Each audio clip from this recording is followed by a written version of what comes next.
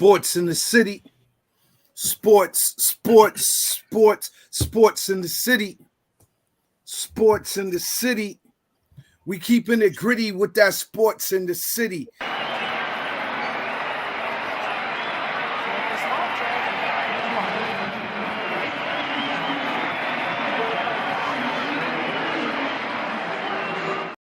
Word up, peace. Coming to you live from the arena. Welcome to that sports in the city, from the east to the west coast, from the south to the north, all over the globe. There's a sports in the city wherever you are. Thanks for tuning in to Sports in the City TV. I'm your sports G, Reed Richards, with my partner in crime, BK Ty, and special guest, one of the founding members of Sports in the City, Torin Ludus, all over the globe. You know what I mean? Flatbush representative. New Jersey, you in the swamps now. Thanks for tuning in. Yeah. Small Dragons. Yeah, peace, my G's. Peace, Ty. What's going on, God? Peace, God. I'm great, brother. I'm great, man. You know, it's always a blessing to be seen and be heard, man. Shouts out to all sports fans, coast to coast, north, south, east, and west. Shout out to my man Luke. Good to see you, brother. You know, let's get it. Shout out to Iran Network as well, man. Let's do it. That's the first time y'all met face to face, right? Yeah, man. Yeah. Wow. We put us on a phone conversation one time, and I've been rocking with Ty ever since. Yeah, man. It's been love for years, man. For years. But you know, this is dope. No doubt. Hit up that chat, get at us, hit that like button, share and subscribe on Facebook Live, YouTube Live. Check in while we're live. Yo, leave your comments. Let us know what top shelf sports you want to talk about. You know, want to sponsor the show? Let us know. TMC style, bob and weave, shake and bake, quick pick, rapid fire, high-powered offense style. Great men do great things. We laugh, joke, and kid, but we don't play. We don't play around. We don't mess around. We don't fool around. We get down to the business. So here we go. Let's get to it. Super Bowl edition. This is going to be a classic. Yo, Ja Logic. This is going to be a monster, man. It's going to be a monster, man. We gonna get that. It's gonna be a monster. Definitely. Reed Richards, Sports in the City, Brooklyn, VA, all over the East Coast, West Coast. You know how we do. Super Bowl edition. Sports in the City via the Iran Network presents Top Shelf Tuesday. What's the story in the city? The word on the streets. The haps in the arena. The Equinox Progression, Season 2, Episode 4, Super Bowl Edition 58. The first quarter of the Sports Equinox is done, fellas. Football is done. So what you phasing into right now at the Super Bowl after football is done? Holla at me. Tell me what's going on. Because you got to watch some sports now. You need a fix of sports in your life. So Super Bowl football is done. It's NBA season. Let me tell you, man. As soon as the NBA season started, that was my priority, man. Especially with the way how the Giants started this season. I had not much interest in watching too many football games. I caught games, the good games, the meaningful ones, man. But now that the season is over, yeah, man, it's all about the NBA, man, until June, for real. That's the story in the city, Mr. Ludus. Yeah, man. Yo, I'm coming back to basketball. Like I told Ty, once I lost my money in his league, it's back to basketball. Yo, you still rocking with the Nets, bro? I should have worn my Nets jersey or my Nets hoodie. That's what I should have came on with. Yo, how you felt? It's Lakers first. Get it straight. Lakers first. First? Thanks for the clarification. It's Lakers first. Yeah, because you just reminded me of that. So Lakers is your Western Conference team. Your East Conference team is the Nets. Yeah. Makes sense. All right. So you're a Nets fan as long as they're not playing the Lakers? Yeah. It's sad to watch them when they play each other. I was upset watching those two finals. I just want y'all to be aware of that. Gotcha. The Lakers was first, though, right? Then the Lakers Nets was first. Then the Nets. See, okay. I was one of those, your parents. You was a Dr. J Nets fan? Listen, when your parents indoctrinate you into a Knicks when you're born in New York, you become a Knicks fan. I got disappointed with the Knicks. I left, but I was like, I still got to rep home just a little bit. What year was that when you left the Knicks? It was the year. It was the same year that the Bulls played the Lakers. Who? It was the year at the finals where the Bulls played the Lakers. Oh. Eastern Conference Finals? Nah, so it was like, what, 91, was it? Jordan was on the team, or he was on the team when the Lakers played when Charles Smith missed like 3 layups. Nah.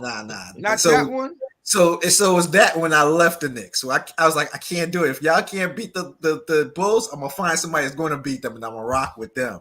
Got you. Right. And your heart has been forever broken since. And we still lost. That never happened. That never happened. Your flat leaving has been well rewarded. Jordan was the original Pat Mahomes, shutting down careers. He was. How many Hall of Famers he shot down? Mahomes is doing the same thing. Hold up. Are we gonna say Pat Mahomes is the Jordan of this right now? Is that what you're trying to say right now? Bro, what else you gonna call him? He's a 101. Who else you gonna compare him to? No. He's like LeBron right now. He's not Jordan. Nah. See, you had to bring up LeBron first of all, man. All right, let me just drop a simple fun fact on you, right? Pat Mahomes is one of only 7 men in all of sports, all the major sports, in 7 years have won at least 2 MVPs and 3 Super Bowls. Name me at least one of the other ones. And then we're going to talk about Jordan, because Jordan ain't even in that class. Wait. Jordan is just the closest comparison. Joe Montana. Nope. But he won 3 Super Bowls. 2 Super Bowls. All right, listen to this. He won 3 Super Bowls. In the first 7 years of his career. 7 years. He's won 3 Super Bowls and 2 MVPs. Name me at least one of them. Tom Brady. Nope. Didn't do it in 7. Nah. Remember, 7 years is the timeline. Brady won like first 3, and then it was like 10 years later before he won the next one. Because remember, he got shut out by Todd's Giants a couple times. I know that. I ain't gonna say shut out, but he got beat. I know that both of those guys did it. I mean, in the 7-year span, I don't know if they can't say 7, but I know those 2 other guys did it. No, they did a 3-peat. 2014 to 18, the Patriots did a 3-peat. So they both have those same stats, but not in the 7. But I'm telling you, he's more of a LeBron right now. Why are you saying? All right, let me hear you out. Because I don't really like to hear LeBron compared to Jordan, because it's really not the same. You talking about the little joker and the big joker. So I'll give you a quick. All right, hold on. Let me hear what. Go ahead. Pardon me, Ty. Pardon me. Explain to me why you compare him more to LeBron. I want to hear this, and then because I watched the GOAT in time. I watched the GOAT. So you saying hold on, but you said LeBron. Now you saying Tom Brady. So right, because to me, he's more of the Jordan. Who? Tom Brady. Well, that's because of longevity. I mean, the kid is only 27 years old. No, but that's what we're saying. We're talking in a short span. Brady didn't do that in the short span, bro. I hear you, but in a whole totality of a career. Well, that's the quandary right there. Go ahead, Todd. That's a quandary. The difference in their careers, because we comparing somebody who played till they 45, and we talking about this kid who's 27. So it's definitely a hypothetical. Go ahead, Todd. My bad, So I'll use everyone who argues for Jordan's greatness over LeBron. The primary, most common used rationale is the 6 undefeated titles, the 6 undefeated championships that he has. So by those same standards, not just that. That's the primary one. Hold on. That's like the go-to. All right. Don't get like too like LeBron on me. Let's try to keep it balanced. All right. Not only did he win 6 chips, but none of those series went to a game 7. That's a very important fun fact that you leaving out. You're proving my point. To establish his greatness. You're proving my point, my brother. You're proving my point. Let's keep it about Mahomes. Let's not go on to LeBron. I didn't say LeBron. I said Jordan went undefeated in the finals. Okay. Mahomes so that was the reason why Mahomes did not elevated Mahomes did not. So he's 3 out of 4, though. He's 3 out of 4. Well, like I said, if you're going to compare somebody to Jordan, let it be comparable. Let it truly be comparable in the biggest.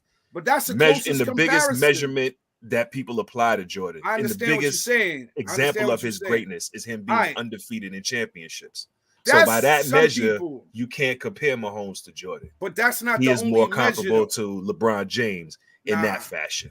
3 out of 4 in football. I give you 3 out of 4 in football. In basketball, Jordan could take the rock in his hand and take over the game. Mahomes, at some point, he has to pass the ball. He can't keep the rock in his hand still the taking whole time. Over. You wouldn't call what he did in overtime. Right. You wouldn't call what he did in overtime taking over. All right, so let me ask you this, because I think because you heard LeBron, you want to bring LeBron into the show, and I'm You're not mentioning really LeBron more that. than I am, brother. No, because you said, all right, hold on, because I know your tactics already when you try to introduce LeBron into the segment real heavy. So let's slow down a little bit. All right, so 3 out of 4 in football. First of all, a three-peat has never been done, and that's what he. LeBron just said to the chat for Ty. He said meet him in the back room. You man. But that was funny. But 3 out of 4 has never been done in football, bro. Like, come on. That's rare air. And out of those 7 men, one of them is Joe DiMaggio, right? One of them is Larry Bird. One of them is Bill Russell. I was only thinking football.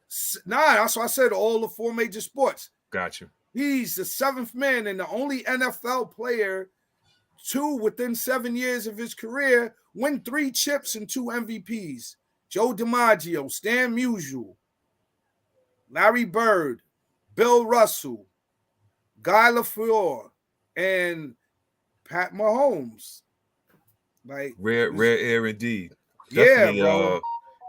He's definitely on his way to cementing his legacy, because I think the legacy has already been established.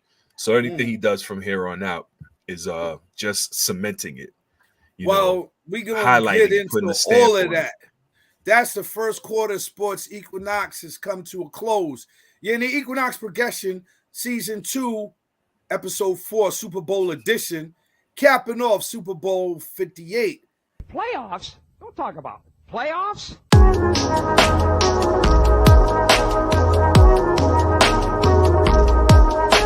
Playoffs? They are who we thought they were. So if you want to crown them, then crown their ass. And we got more in store with flavors galore in our sports candy store. So let's get to it. Strictly top shelf off the top of the pile. You know what it is. Logic in the building heavy. The Iran Network. Need to fear? Underdog is here. Definitely Super Bowl 58. Yeah, one of Torrin Ludus's favorites, Underdog, while he's eating his bowl of cereal, probably cornflakes or Frosted Flakes or something. I don't see you as a Fruit Loop guy. So Captain Crunch, baby. Oh, Captain Crunch. I feel you. NFL helmet to helmet, man. We're talking Super Bowl 58. Capping off Super Bowl 58 Sunday, we're crowning them, man. We're going to crown them, man, like Denny Green. We're going to crown them. Ain't got no choice.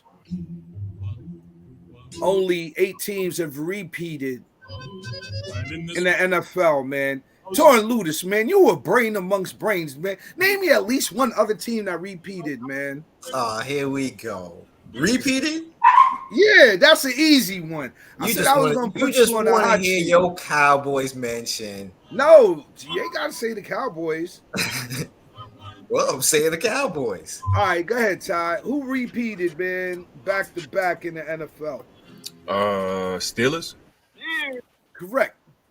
They actually did it twice. Steelers won. Steelers had the hell of a dynasty, 75, 76.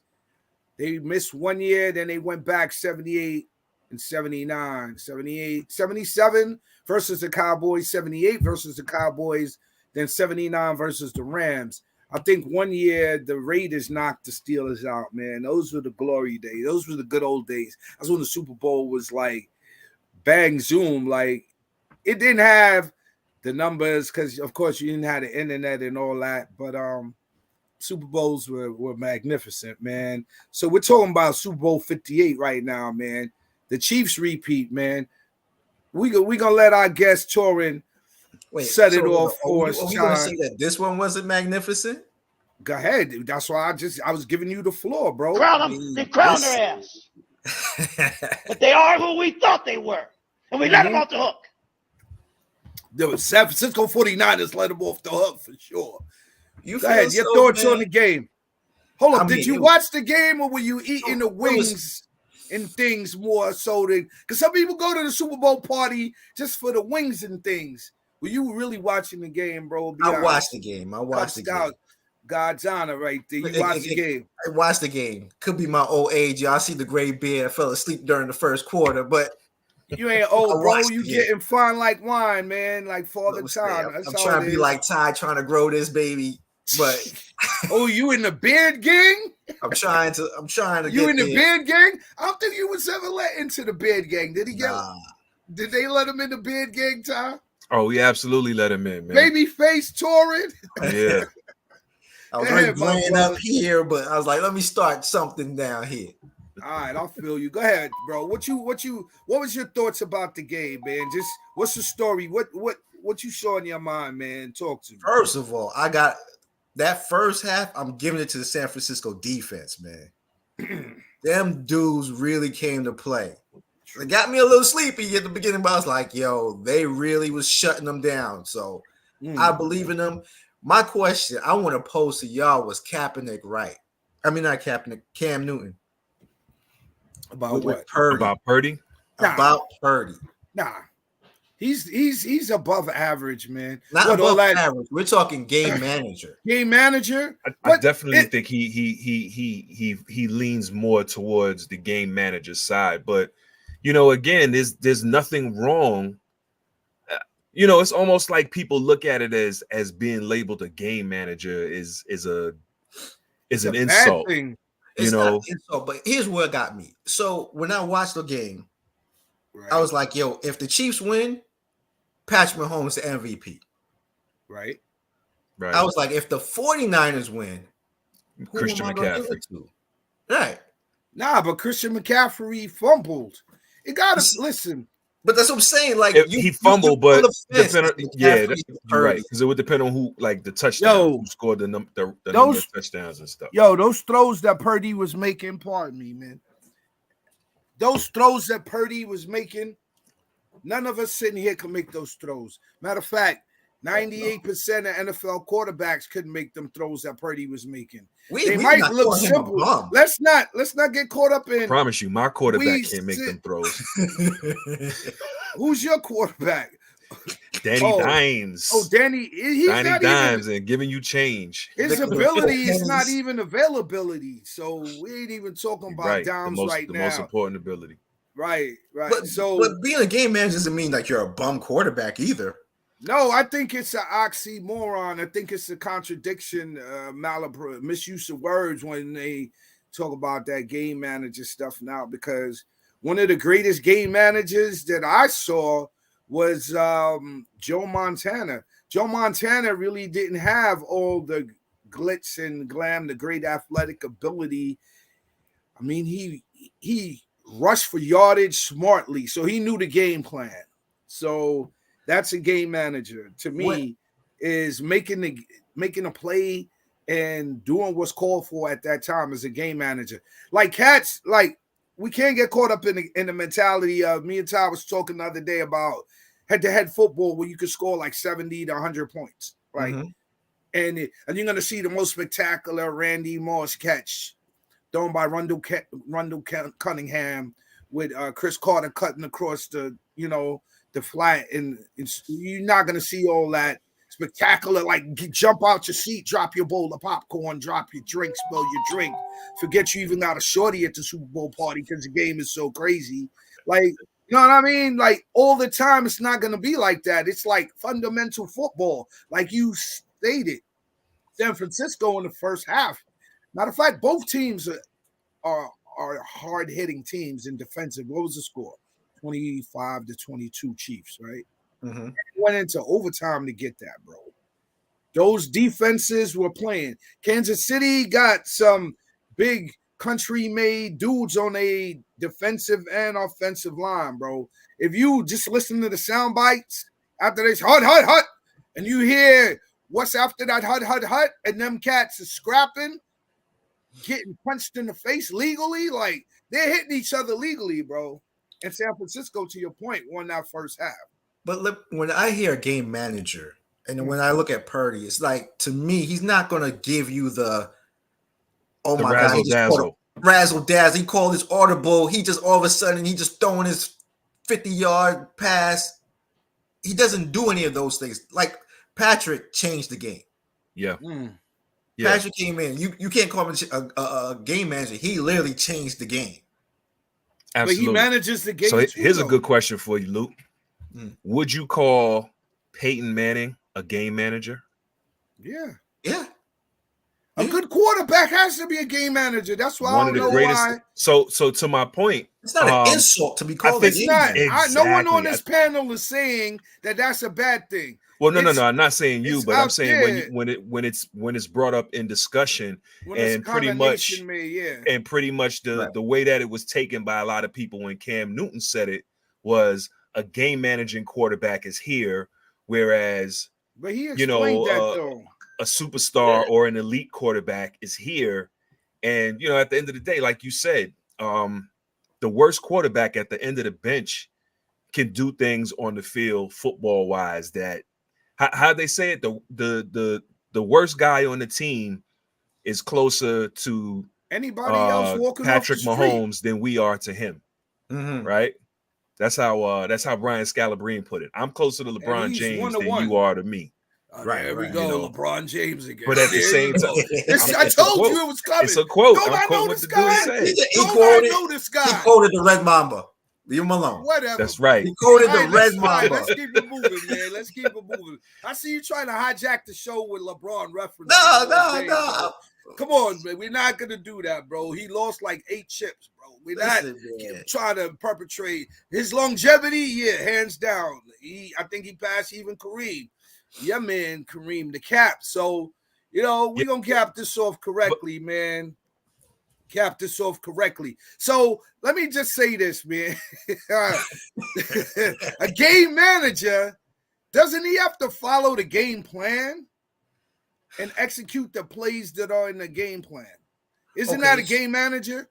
All right, but you don't see the dude on the sideline? We're not going to just say, all right, and bypass that you have a dude getting paid a lot of money with them little cards on the sideline in the headphones, reading off plays and telling the team what to do.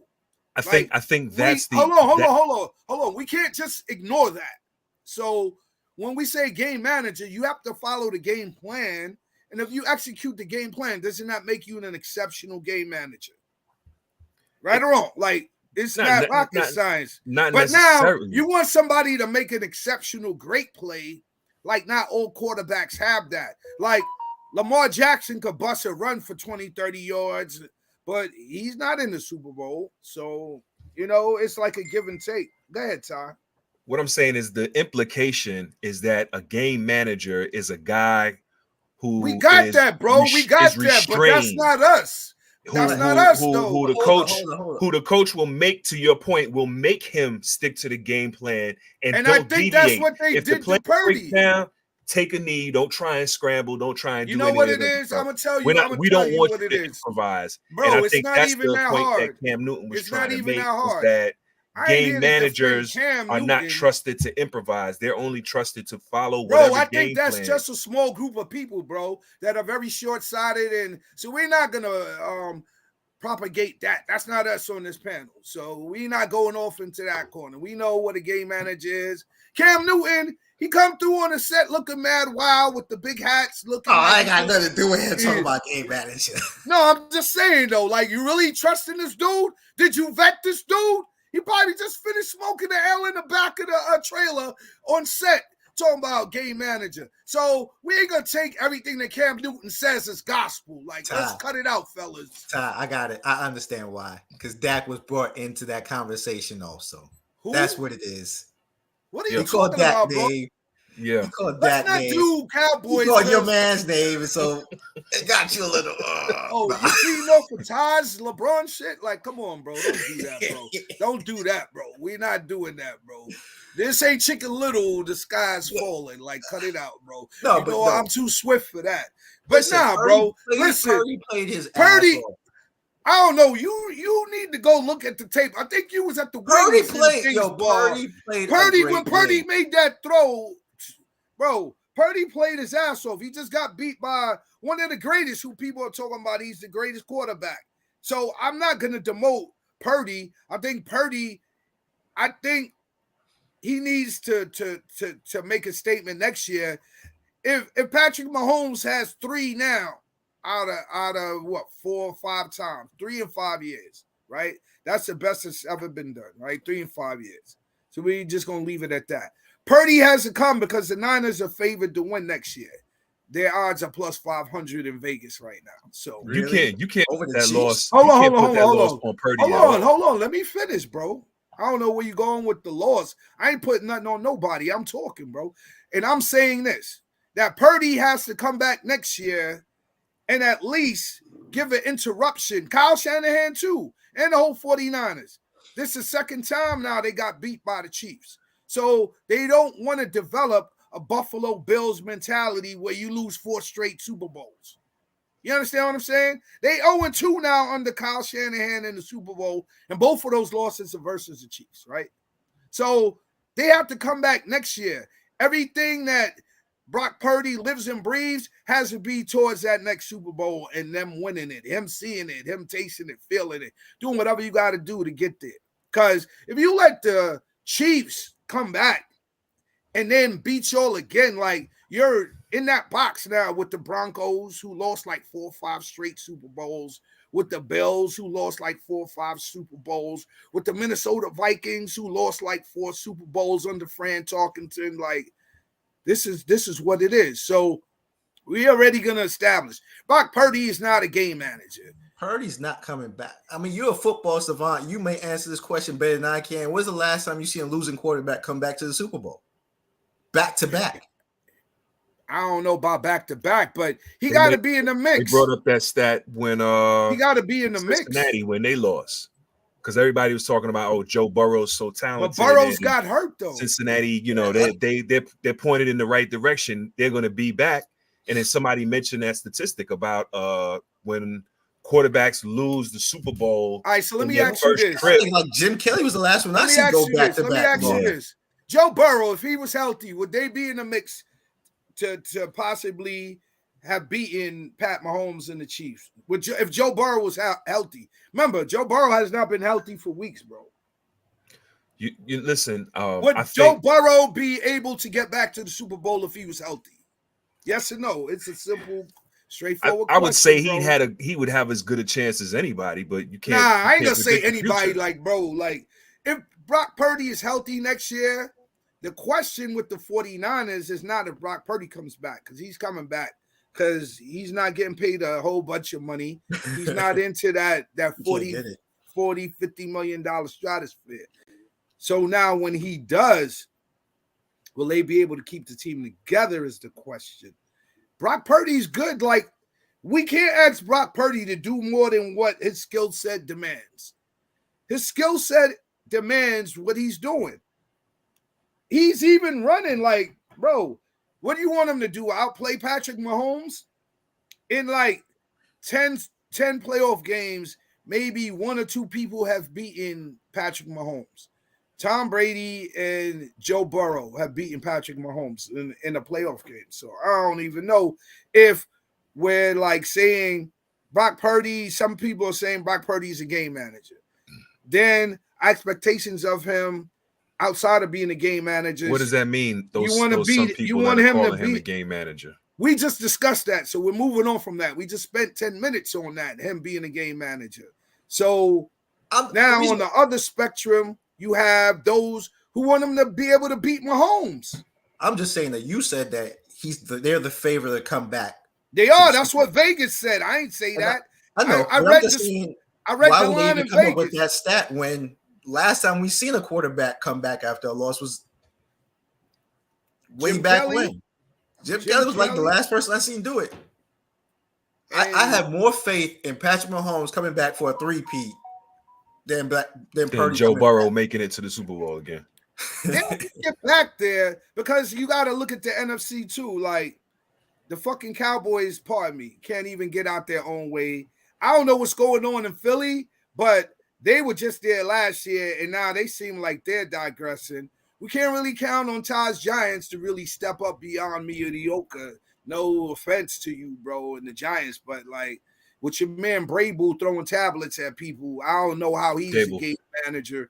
Gable, I don't give a goddamn what they call him, man. I know he's not a good fit in New York to be the head coach of the New York. I got you. And where was your head coach during the Super Bowl? It doesn't matter. Don't take it offensively. We're just giving a breakdown of the conference. No offense, it is but what you insulted the man by not learning his name. Brable, I don't care who he is, bro. Do you have him over for Thanksgiving? No, you don't. So stop defending the man like you call him. I'm just saying, man. Like, if you're gonna talk to him, man, at least get his name now. right, dog. That's all. I don't want to get his name right. I don't want him to be etched in New York history in my mind in any form or fashion, bro. The boy is trash as a head coach. Right. Got as many Super Bowls as your head coach. Doesn't matter. I don't care. But I know he don't belong there, but you want to get personal, so go ahead. We're going to take time to get into your feelings with the Giants. No, I'm saying you really think he's a good coach, though? Or are you just trying to be combative? No, I definitely No, honestly. Honestly, you really think he's a good coach? Absolutely. I don't think that was an aberration. You crown their ass. Yeah, he's trash. I don't think that was an aberration. I definitely think he's trash, bro. He's trash? All right, I got you. Let me throw a tablet at you. Let me see how you feel. I got you. Me. Yo, Ty. I think you need to run up on him like Travis Kelce did Andy Reid right now, man. Here he goes, right here. No. Run up on him like Travis Kelce right now. Yeah. Let me throw one of these at you. Let me see how friendly and honey-do you feel about me, bro. But go ahead. Keep holding your man down. Keep holding him down. All right, so my prediction is by next year, he's going to fail and he's going to be out of New York. What say you, man? What you got on it, man? I'm tired of talking about this. And you want to defend it. I think you're mistaken. No, don't talk about me. What you got on it, bro? I'm telling you now. I think you're mistaken. That's what I think. Trash season, and he's gonna be out of New York. What say you, bro? Put something on it. I disagree. I disagree. All right, so what you got on it then? I don't know. You made the bet, so you call it. No, what you got on it? Because you talking heavy for your man, and your man ain't built like that. I'm just stating the fact that it's highly unlikely that he gets fired after next year. Only if the Giants are a dysfunctional. And I said it kind of calmly too. Bro, you're not gonna swiggle you out of this, bro. Your man is a trash. I like that. Let's do that. I like that. Loser eats the hot chip on air. Air. I might have to come in because one of y'all gonna be coughing and choking. That's dope. The tacky chip or whatever it is. He gonna cough out that day. Yeah. He gonna cough out that day. yo, G, I can't make it, man. I gotta zoom in. Yeah, all right. Zoom on your couch, motherfucker. All right, man. But all right, so we're gonna talk about greatness. Continue on, man. And Andy Reid now is in rare air, like I was schooling Cato last week. You want to talk about who got 2 chips, but who got 3 chips? Joe Gibbs, Bill Walsh. Then the next room up, the next floor up is Chuck Noll with 4 chips, Steelers. Then you got Belichick in the penthouse suite by himself. 6 chips. Don't you got Nope. Yeah. Lombardi. Yeah? Nah. Well, we're not talking Lombardi. He got those 5. are on Super Bowls though. 2 of them are. Yeah, well, that's not 5. We're talking about Super Bowl era, bro. Gotcha. We was talking Lombardi, then we have a different conversation. But I think that's I just figured he's relevant since the trophy is named after him.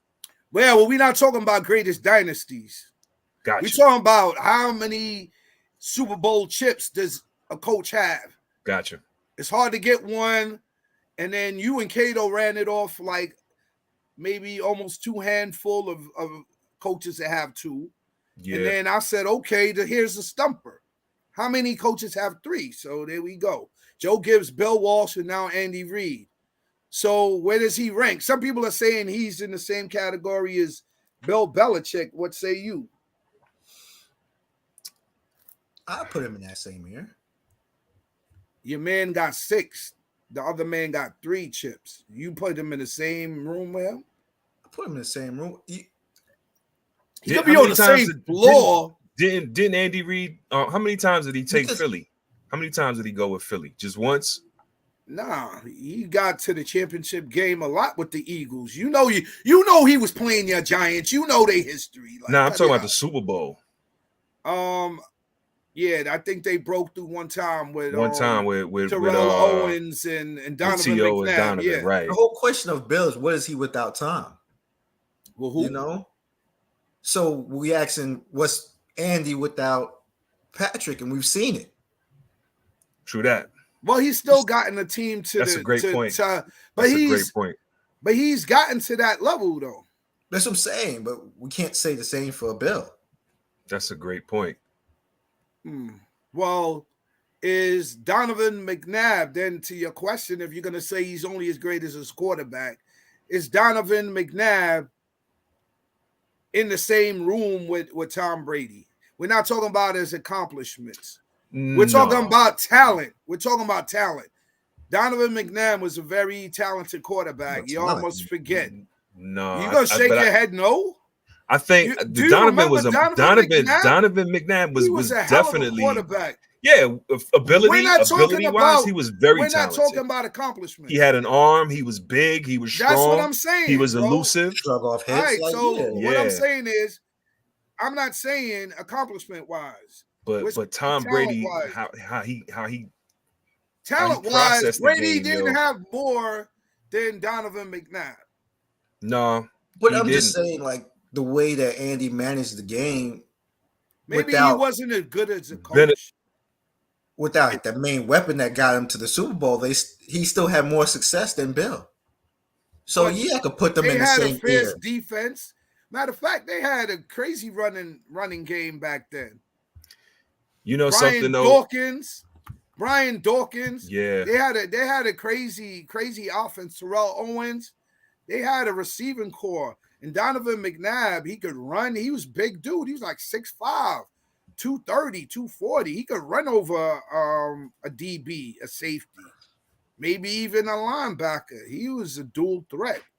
Hey, Torin, you talk about how they condemn Bill Belichick because of his record without Tom Brady, right? Mm-hmm. And they give Tom Brady props because of his record post Bill Belichick. But look at that team that he had, yo.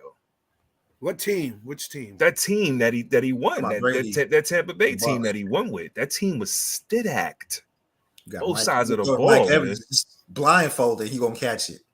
Both sides of the ball. Not taking anything away from Tom Brady, but I think to a certain extent, Bill Belichick is vilified or condemned for not having as much success without Tom Brady. Where Tom Brady, as much as Tom Brady has had without him, and I don't think he's had, and it might be his own doing, I don't think he's had the weapons, the tools, the personnel. You know what? But he still had Jimmy G, who goes to 49ers. They go to the Super Bowl, yeah. True But that. he had Jimmy G too. And what else? And who else?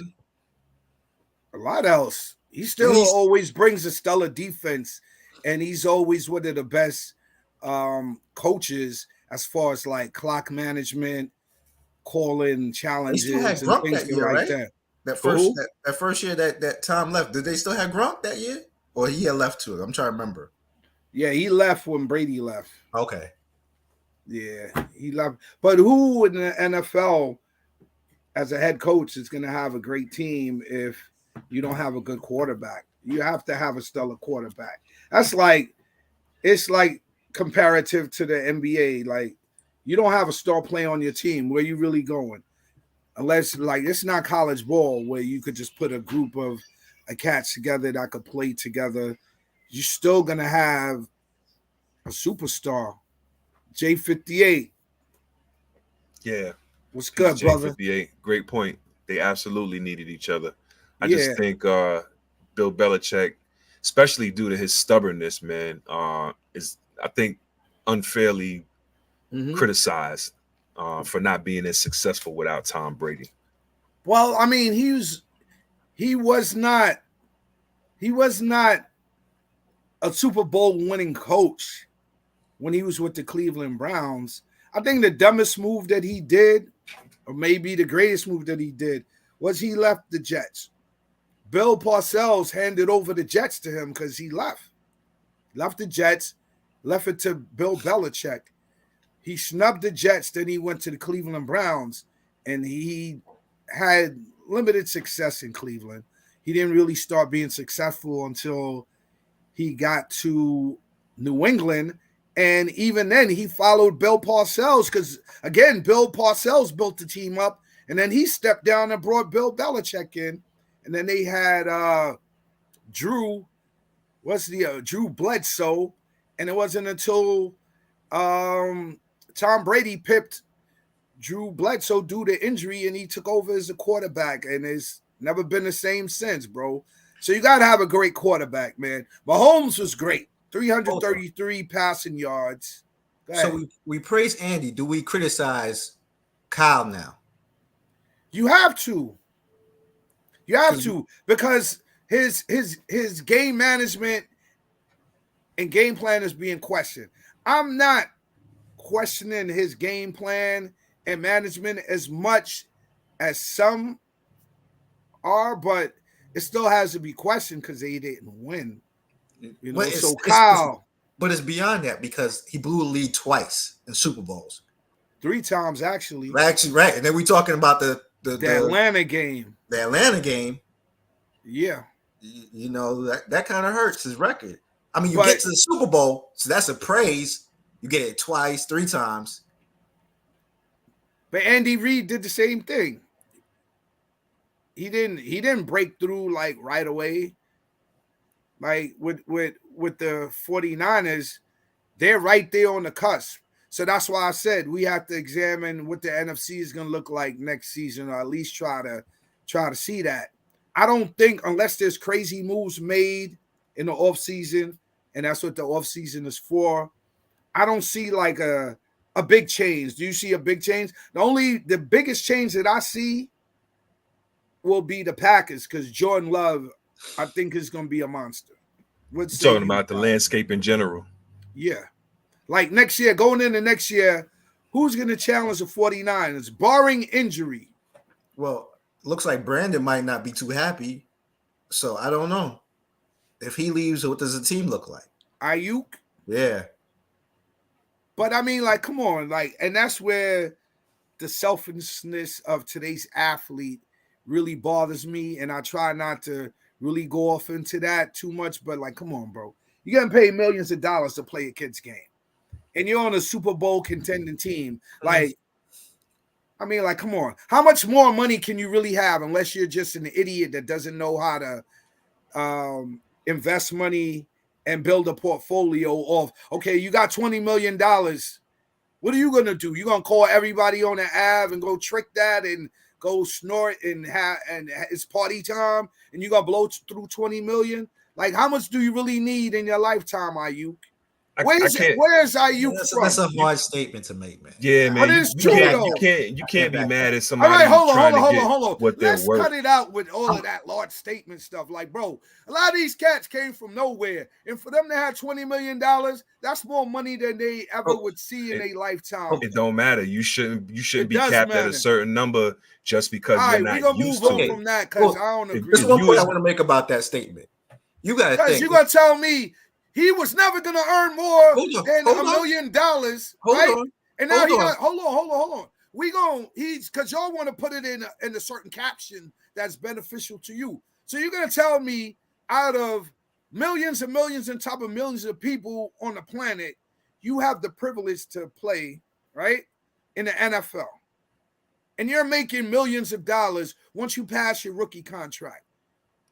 You telling me a fool can't manage that and it's on me to not put a cap on how much money he could manage? If you can't manage your money, then get a money manager.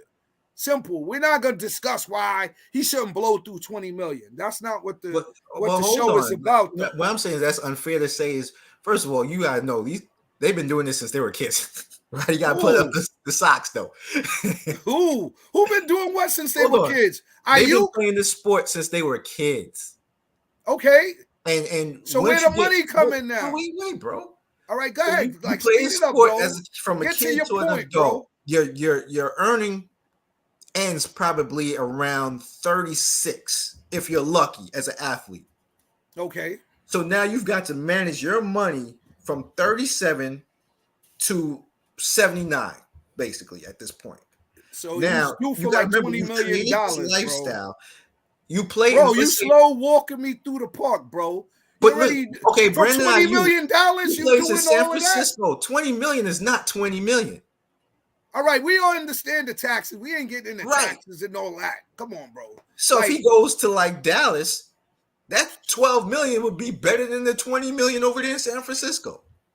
I don't know. So Ayuk is going to leave. That's what you predicted now. I'm not saying he's going to leave. I'm just saying he was looking disgruntled. Well, after a loss, are you going to be happy? Well, you got to run up on your coach like you Travis Kelce. That's what I'm trying to say, man. You a nut, bro. You a nut, man. So, will the 49ers bounce back, man? What you see that, man? You Vegas right now. Vegas got the 49ers winning the Super Bowl next year. Favored 550 plus 550, bro. I put my money on the Chiefs to repeat for that three-peat. What about you? It's the better story. Yeah, I mean, at this point, man, it's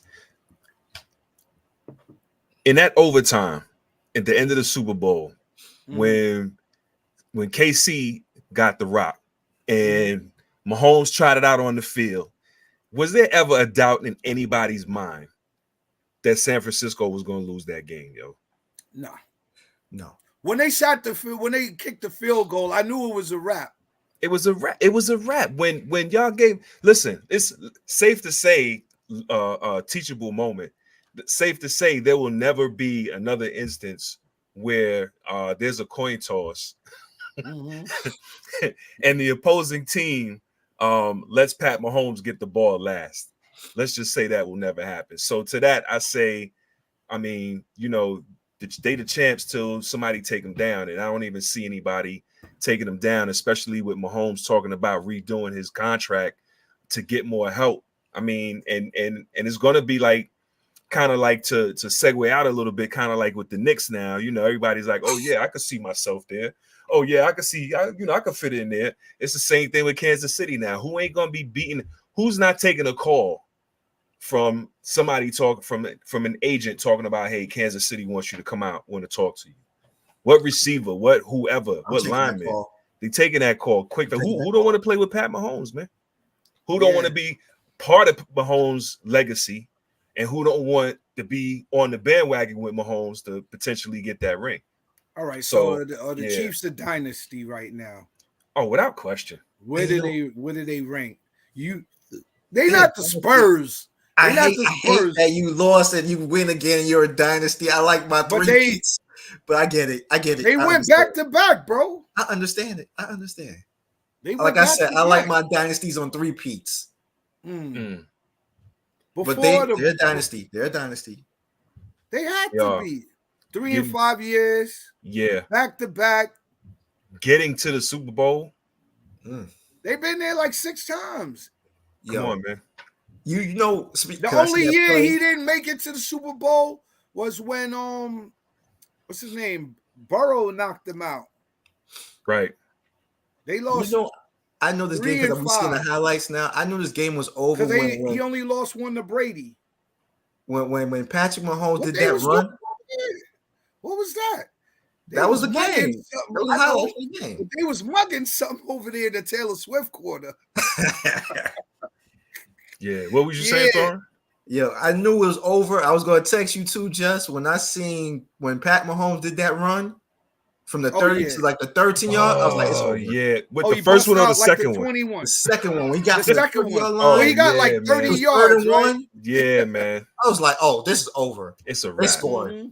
It's a wrap. Yeah, man. So they're a dynasty. We know that. I ain't gonna take your thunder. And then these dudes talking about they didn't know the overtime Yo, rules. you seen that? Come on, man. Was it Armstead that's- said that? That's a bad check. look. It was use check. Armstead said the same thing.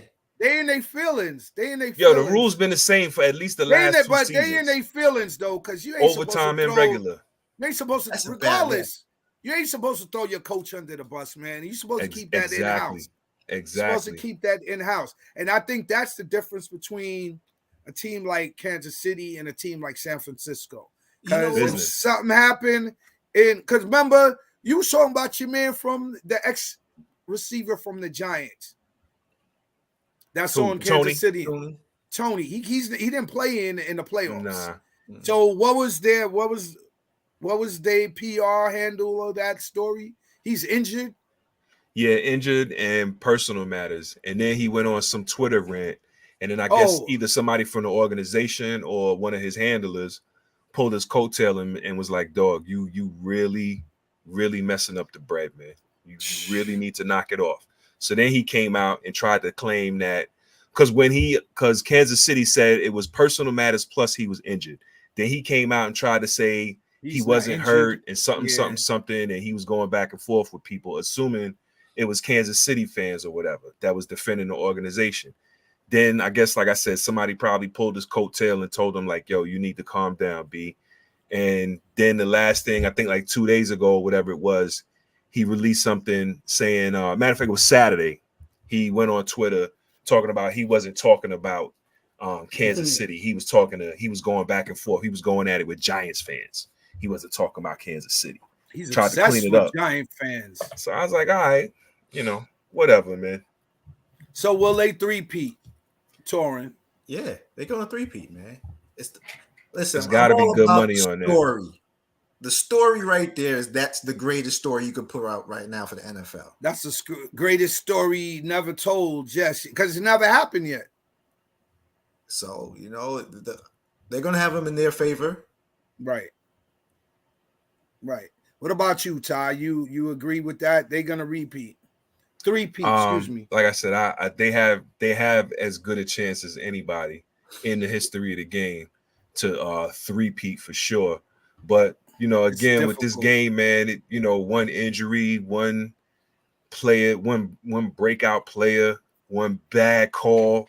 The only player they can't afford to lose is Mahomes because they got rid of your man. What's his name? Tyreek? Yeah. He was still leading the NFL. He was still the best receiver in the NFL, right? And the last 2 years, they've been without him. They won back-to-back without Tyreek Hill. Speaking of bad calls, I think this is one of the best officiating they did for a Super Bowl. They let them play. Okay. There was no ticky-tack crowds, no calls. They let them play. Yeah, you're right about it. Now that you mention it. All right, so are you crowning Pat Mahomes right now?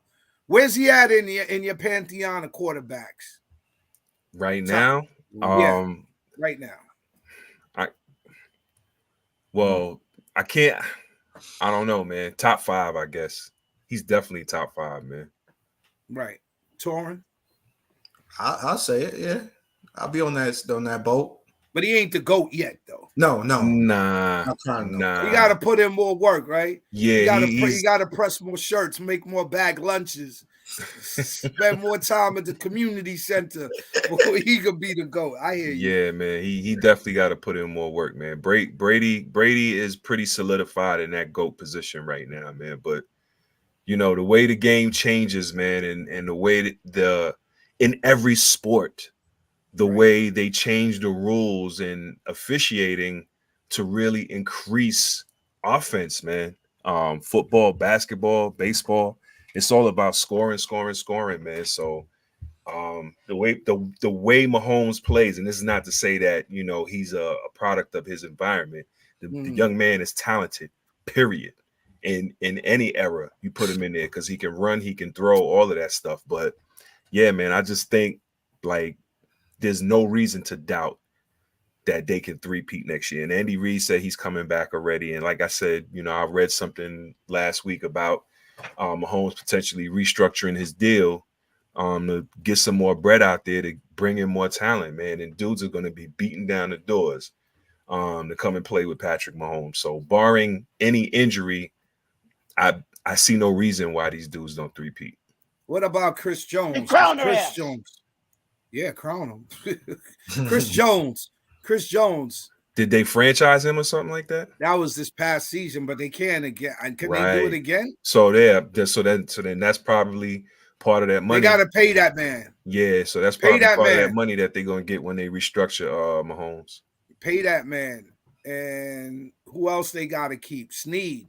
Snead is a lockdown defender, boy. And he caused that fumble in the first.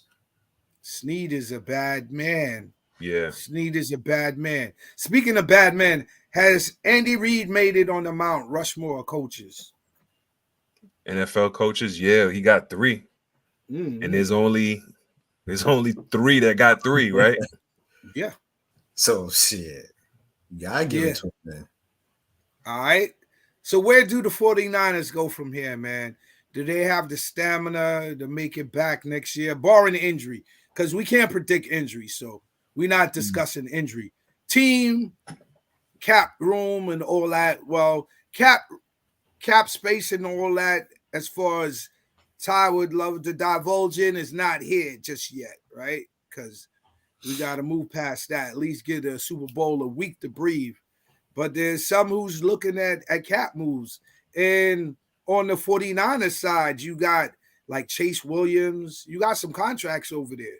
Fred Warner. You mentioned Ayuk. So what are they going to do on that side?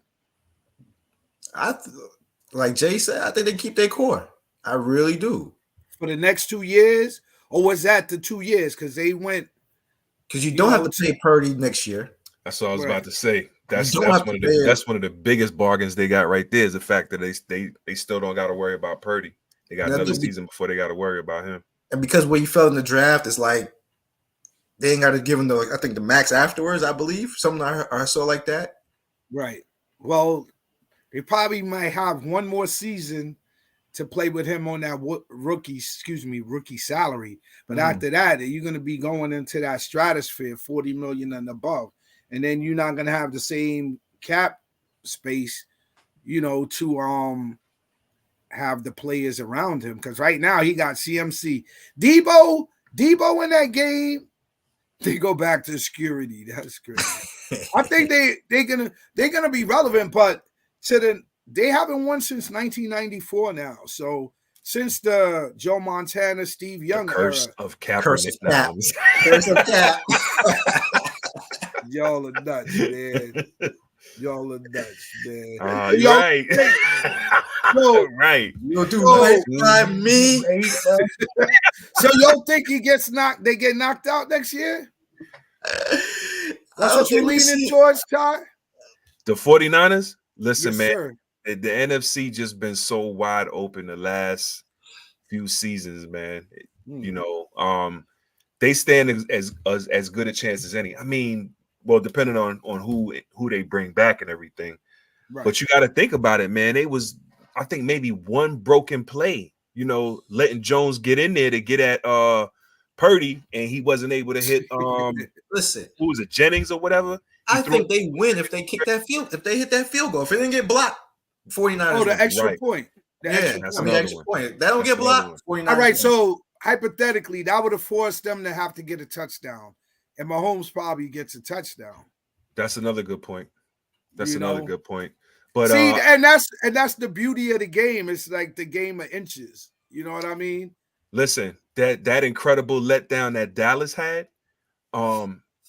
that just lets me believe, man. And not to throw it as a not to throw it as a shot. I'm like, where are you coming from? I wasn't throwing it as a shot. What I was saying was wrap that up. Bring that together real quick, dog. That was uncharacteristic, man. Y'all had as good a chance of Dallas, man. Y'all. That was like a low blow, a kick to the nuts, I'm just saying, man. It's talented. What's up for? Okay, move on, bro. Because I'm not feeling you right now, bro.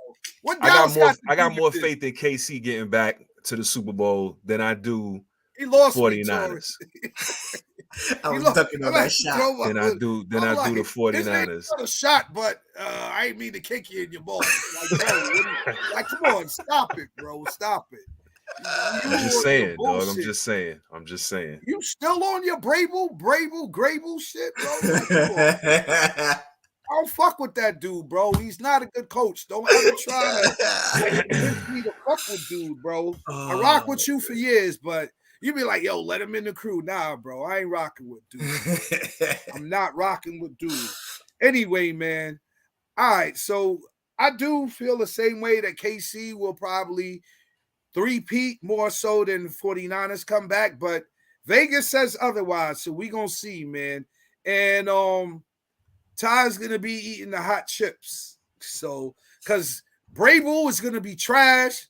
Daniel Jones is probably gonna get hurt again. So can we iron this out now then?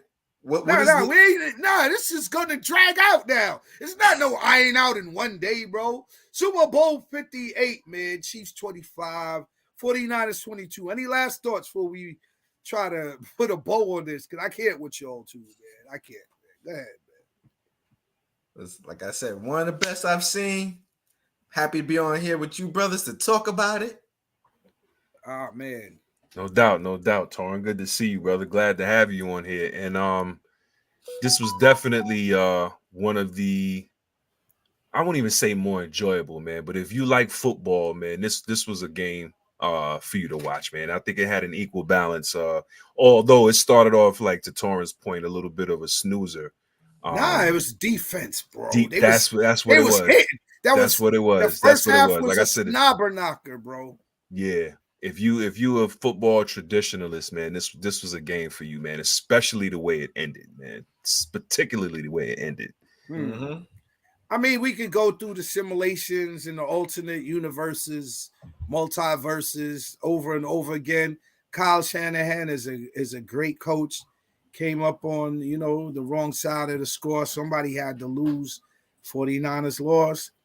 It's debatable because even the analytic heads are scratching, like their head and like, damn, if we would have went the ball first, and then you would sit there all day like you at the park bench talking to yourself.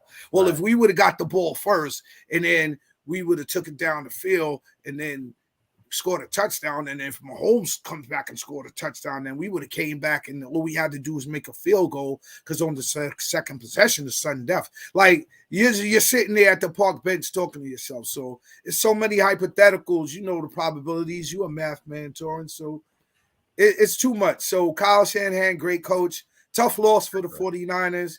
Hope they could bounce back. Hope they could keep their team together. CMC is definitely a stalwart player, receiving, catching. Hope they could, keep their defense together. To me, Deebo Samuel is the secret ingredient, man, because when he gets off in the game, the 49ers, they keep, they're on another level, man, because they have all the other pieces. Brock Purdy, the only thing I can say is he is a little undersized, kind of reminds me of Drew Brees.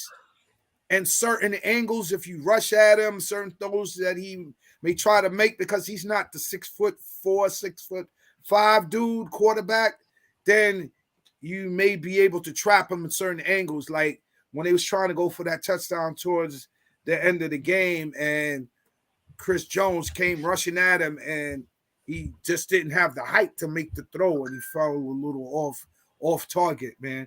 But great Super Bowl. One of the most entertaining ones that I've seen in a while.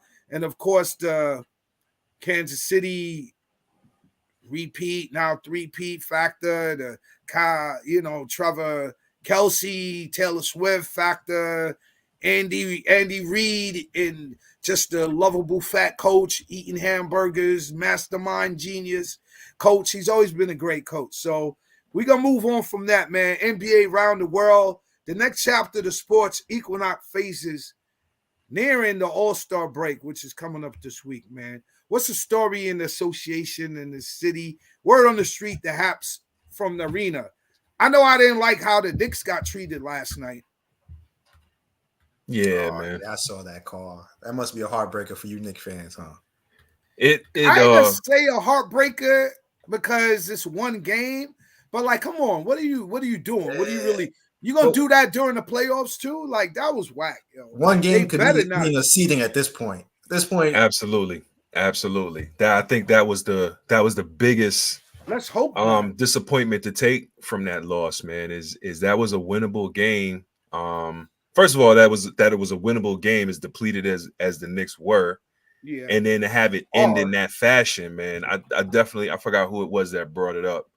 I was listening to something earlier. I was listening to Isola and Scalabrine, and Frank Isola made a suggestion that they allow every NBA team, every team in the last 2 minutes of the game. So give them their one challenge to use during the game, and give them one challenge that they're able to use in the last. Isola said the last minute. I think the last 2 minutes, so that you have that challenge sitting there in crunch time when there's a controversial call. Do it. Another suggestion that he brought up was a call from the booth type of thing. Yeah, that was the other suggestion that he brought up, man. Just every call, if the ball is out, have somebody up in the booth review it and radio down, as opposed to the refs going to the side, setting up TVs and taking a 7 to 10 minute hiatus to see who the ball went out on. You know what I mean? So there's things they can do to speed it up and make the process a lot more judicious. But last night, I think, was a glaring example that things need to be revisited and reevaluated with regards to how it's done. If nothing else, particularly the challenge rule, or how teams are able to challenge, or whatever the case may be. The chief referee official, he came out publicly and said that it should have been a no call. Does that make it any better? No. So why did they? All you got is a sorry. Right. Why did I think that was him trying to be a stand-up dude or whatever, to say, hey, we looked at it afterwards, and after further review, we blew that one. You know what I'm saying? Like, they should have had the ability to see that, that was a bad call, and change it in game. If nothing else, in the last 2 minutes. Like I was stating earlier. But I think at that point, because the referee, because he was probably trying to get in front of the report that comes out. They have a 2-minute report, or whatever the case. I forgot what it's called, but where they talk about controversial calls, and whether they were officiated right, and if the league office agrees with the call and things like that. And Ed Malloy, the head chief in this instance, was probably just trying to get ahead of what he inevitably knew was coming, and that it was a bad call. And ironically enough, this is the same referee from the LeBron call where he went to the basket. Was it last year or earlier this season, and got hit in the head or whatever it was, and was on the ground slapping the floor, and they came up with all kind of memes and all of that stuff about it. But this is the same. I can't remember the ref's name, Jason something or other, but it's the same. I think when he got hit in a playoff game sometime. I don't know if it was a playoff game or the regular. I know it was a regular year. Yeah. All you should remember, Luke. You're a damn Laker fan. But yeah, I know the exact moment you're talking about. Yeah, exactly. So and then I hear I understand Mo Holland. There was another I think call. That's his name, Mo Holland. Jason Mulholland. Oh, well, whatever the case Something may be, like that, it was a bad call. It was a bad call. It cost the Knicks the game. Yeah, and even if you could say, well, there was contact. You don't make calls like that at the end of the game, man. Unless that dude if Holiday fell on the ground or something like that. There was no contact though. There was minimal. There was like minimal lower. It was body a brush. contact. That was incidental. Exactly. That was incidental. But during the course, if it was like during the course of the contact. game and they call something like that, you'd probably argue it, but you would understand. At that point of the game, man, where it what he didn't even affect the shot, to call that egregious. Egregious. So the Don't Knicks, ask me to spell it. The Knicks fall now. They're falling. They're slipping. The injuries are hurting the Knicks. They're in 4th place now in the Eastern Conference, 8.5 games back of the Celtics, who are 1st place at 41-12, followed by the Cavaliers, who on their winning streak, 35-17. Then the Bucks, the Knicks, 76ers are trying to hold on with the absence of Embiid. Then you have the Magic, Pacers, Heat, Chicago Bulls and Atlanta Hawks. So, what do you think about the Eastern Conference, the way it's sizing up now going into the playoff All-Star break? Excuse me, the All-Star break. Still got to worry as the Celtics. They're the Giants of the East right now. I think that's your biggest threat. I think the Bucks, they starting to look a little bit like pretenders. Who, the Bucks? Yeah, you know how me and contenders and pretenders. I think they're starting to look a little pretenderish for me. Pretenders. They not contenders, they pretenders. I want to see you on that, bro. Look like when they full health. Right. Because did y'all lose DiVincenzo last night too? Pardon me? What was that? I think y'all lost DiVincenzo. Yeah, he strained his hamstring or something like that. So, man, the All-Star break can't come at a better time for us Knicks fans, for real. Exactly. Robinson, Randall, OG. Anunoby, Hartenstein, and now DiVincenzo. Yeah, that's 5 right there. Yeah, man. Yeah. So, all right. So those Knicks where they had Melo, JR, and then all of a sudden y'all had mad injuries at y'all point guard. Y'all lost Jason Kidd. Y'all start ratting them off. Exactly. The Baron Davis, they start ratting them off. As long as Jalen, Brunson stays healthy, they can't afford to lose that kid because who's their backup point guard? As of right now, well, Deuce McBride, the kid from West Virginia. And you got to get But we just picked up Burks right. and Bogdanovich. He got to get Detroit. in the system and situated. So absolutely, you got to watch out for Cleveland too, man. 9-1 in the last 10, ever since 17 to 18. Ever since your man came back, Garland, huh? Y'all could beat Cleveland. Y'all beat them last year in the playoffs. That's why I'm not worried about. There's no punking them this year. Because the only one I see is Allen disappeared and Mobley. Them two played like they was shook. You know what I'm saying? Now we got a better team this year. They're a more experienced team, but they on fire right now. So you can't discount. It's the regular season. I would go with the Knicks right now. Like Cavaliers, I think that's preseason fully healthy. hype. Yeah, fully healthy. I agree with you. But Cavaliers, I think Donovan Mitchell, he's a great player, but for some reason it just doesn't all fall together, man. They're gonna have problems in the playoffs. The Bucks as well. I think if the Knicks get fully healthy, they could definitely vie for that second spot. 76ers, wishful thinking on them keeping it together until Embiid. Like, what is he going to be like when he comes back anyway? You know? So we're going to move on to the Western Conference. You got your Minnesota Timberwolves, your Oklahoma City Thunder, your LA Clippers, Denver Nuggets, New Orleans Pelicans, Phoenix Suns, Sacramento Kings, Mavericks, your Lakers in the 9th spot. And then you had the Warriors, who have been playing better of late than the Jazz and the Rockets and Grizzlies, Blazers, Spurs. They're the orphans. They're not in our network. Go ahead. Talk about the Western Conference. Clippers. Over the Nuggets? Yeah, it's hard to go against Joker. He's like, it's hard to go against that dude, It's hard man. to go against the champs. But I think one of they said their biggest weakness right now is their bench, I think, if I'm not mistaken. And with the addition of Harden, just out all of a sudden out the blue, man, these dudes are operating on all cylinders, man. All cylinders, man. Like Kawhi is the legit MVP candidate, but would he still be that MVP candidate if it wasn't for what Harden has done since he's been in LA now? Well, you know. Well, I'm scared that Clippers do what Clippers do. I mean, what they're the Lakers' little brother. They know what they do. Listen, get hurt during the playoffs. Listen, I low key am the Tyronn Lue hater, and not so much that I hate Tyronn Lue. I don't Not want to see him anymore. do well, or that I don't want to see him do well. Out the But I bag think he's now. overrated, dog.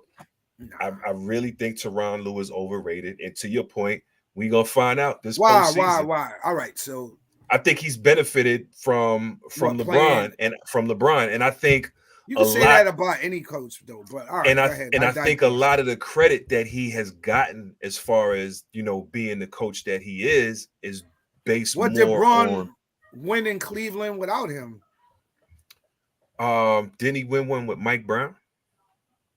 No. No, they didn't win one with Mike Brown. Oh no, He he went only to the won finals, but they went win to the it. finals. True that. They went to the finals. I mean, like you could say that about Phil Jackson. He had what was Phil doing on the sidelines coaching? Get a bowl of Jordan. Like, come on. Like you could say that about him. Then you could say that about when he had Kobe. What did Phil Jackson do? I'm just saying on the converse side. Yeah, but it was 2 iterations of the Lakers. So it ain't like, oh, give the ball to Shaq. Well, there's no Shaq now. Give the ball to Kobe. Well, there's different plays that was happening. There's different things. Yeah, that's why I say you do need someone to keep it all together and lead the team in the right direction. We'll see. To the point. Kind of to the Belichick Brady argument. We'll see. We'll all see right. now, So besides he has all the weapons now. Well, hold on now. They said it would take about. It would take about. He said, and he said it would take at least 10 games when they brought Harden over for them to start matriculating upwards in the standings. Then the second, matter of fact, the power rankings right now, according to the pungent, esteemed people that you be rubbing elbows with, Ty, they got the Celtics number 1. Mm-hmm. Right? They got the Lakers number 2. No. And I'm a Laker fan. No. No, the Clippers. I'm sorry. My mistake. The Clippers. LA Clippers. Okay. The younger brother of the LA Lakers, the Clippers, are ranked number 2. Okay. Then Denver Nuggets. I disagree with that, but go ahead. Ranked 3rd. It's hard to go against them. They have the record. They have the Joker.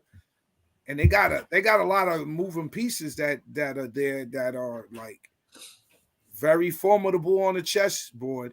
Then you got SGA and the Oklahoma City Thunder 4, Cavaliers 5, Timberwolves 6, the Knicks at 7. I think they'd be higher if it wasn't injury, type of situation going on. Then you have the Bucks 8. Hopefully Doc Rivers can get them together. Phoenix Suns. Hopefully not. I think they're a paper tiger. And then you have the Kings rounding off the top 10. What say you? I think go ahead, bro. No, Ty. I was gonna say real quick. I'm not sure how frequent this power ranking is that you have, but I think Cleveland, man, just off the strength of being 9. I don't have it. These are the sports reporters around the country. That's what I'm saying. Well, the sports reporters. That's what I'm saying. All right. It's not me. It's not me. No, I'm saying off the we list. know it's not you. We just know you had the paper and read it. Yeah, off the list that you have, I think Cleveland should be higher. All right. Well, it's not me. So what's your point, bro? I just said getting at the list. Cleveland should be at the list. Cleveland should be higher. That's my list. They should probably be. I would go Boston, LA. You didn't like Denver at 3. I didn't like Denver at 3. Boston, LA, and it probably. I probably put Cleveland at 4, man. The Celtics will get to the championship. They'll get to the finals if Miami Heat doesn't pull Celtics one are the cream of the crop this season. Well, right now it's the regular season, so Right. So far, regular season, but I do think that they can get back to the finals. Will they win? That's the question. I don't think it's a question if they could get back there. What about you, Torrin? You know me, I'm big on, again, pretenders and contenders. So who's a pretender on that list? Minnesota's a pretender to me. I love Ant-Man. Trust me. One of my favorite players in the league. I love him. That's a pretender. Really? Yeah. I was about to say, man, they're not mature.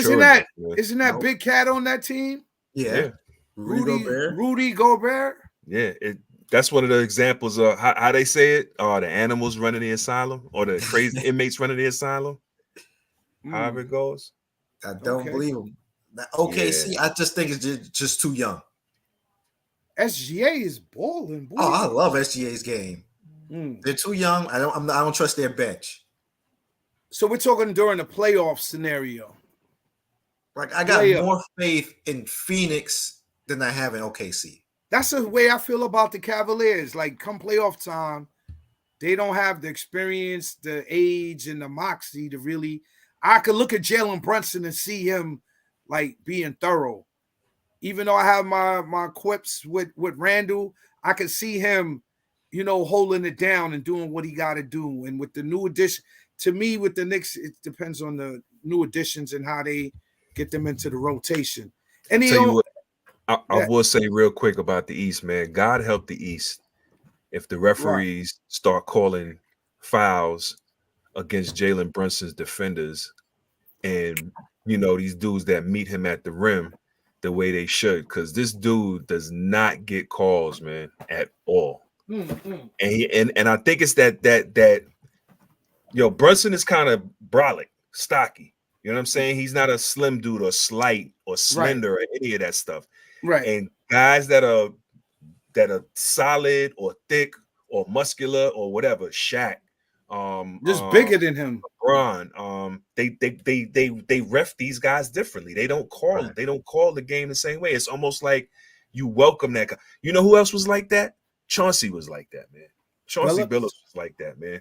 Go to the hole, get fouled, slide back, get up and run up the court, man, but wouldn't get calls because of how tough he was. Yo, they slapping Jalen in the face now, like refs. And it's because cut he's it so out. tough, it almost works against him. Refs need to cut it out now. Like you letting my man just get slapped in the face. Yeah, but like I said, man, they start giving him respect with those whistles, and the rest of the team is healthy, man. Man, listen, them refs are effing up, man. But we gonna move on from the NBA, man. Reaching the summit, man. Any teams stand out to you before I go through the rankings? And right now, this is the Equinox progression. So football is phased out. Get NBA basketball, and you're gonna see more NCAA men and women's games on the set. So heating up to March Madness because we in February now. We still got a little percolating. Matter of fact, a lot of percolating to do. Next thing you know, you're going to be on a bracket, Mr. Ludus. Have you been following? Because right now, some people are like, yo, I ain't even been following college basketball right now. So you can be honest. You hear amongst family. Following. Okay. What about you, Ty? Any team jump out to you so far? South Carolina women. Okay. In the men's, I was thinking, I saw Duke, I saw North Carolina and your man Hubert Davis. Yeah. Yeah, so I seen them play against Duke. So just rounding out the Tobacco Road rivalry or whatever the heck it's called. Yeah. Something like that. So UConn is ranked number 1. Is that still Jim Calhoun over there? No, that's isn't it Kevin Ollie? Nah, not Kevin Ollie. The coach. The dude who played for Duke. Bobby Hurley, the Hurley brother. Oh yeah. Danny Hurley. Then they won last year. Yep. So they looking to repeat. They had 22-2. Then you got Purdue at 22-2. Houston 21-3. Marquette is 18-5 in the number 4 slot. Arizona Wildcats 19-5. Kansas Jayhawks 19-5. North Carolina is at 7, 19-5. Tennessee 17-6. Duke is at 9, 18-5. Iowa State rounds out the top 10, 18-5. Any thoughts? Any players standing out from the NCAA men's? Because it's still percolating. We're gonna recognize that. I tell you what, now the NFL season is over, to answer one of your earlier questions, not just NBA, but also college ball, because this is typically the time right before tournament season when you start to when I start to look into it, who's making noise and that kind of thing. So yeah, this is definitely the time where my college basketball interest picks up anyway.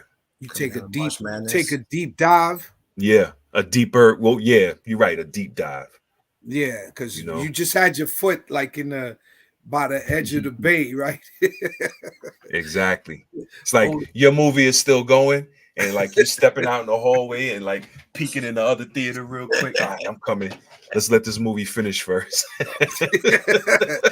Yeah, it's hard to beat the NFL, man. So we're gonna move on to the women's college basketball rankings. South Carolina's 23-0, baby.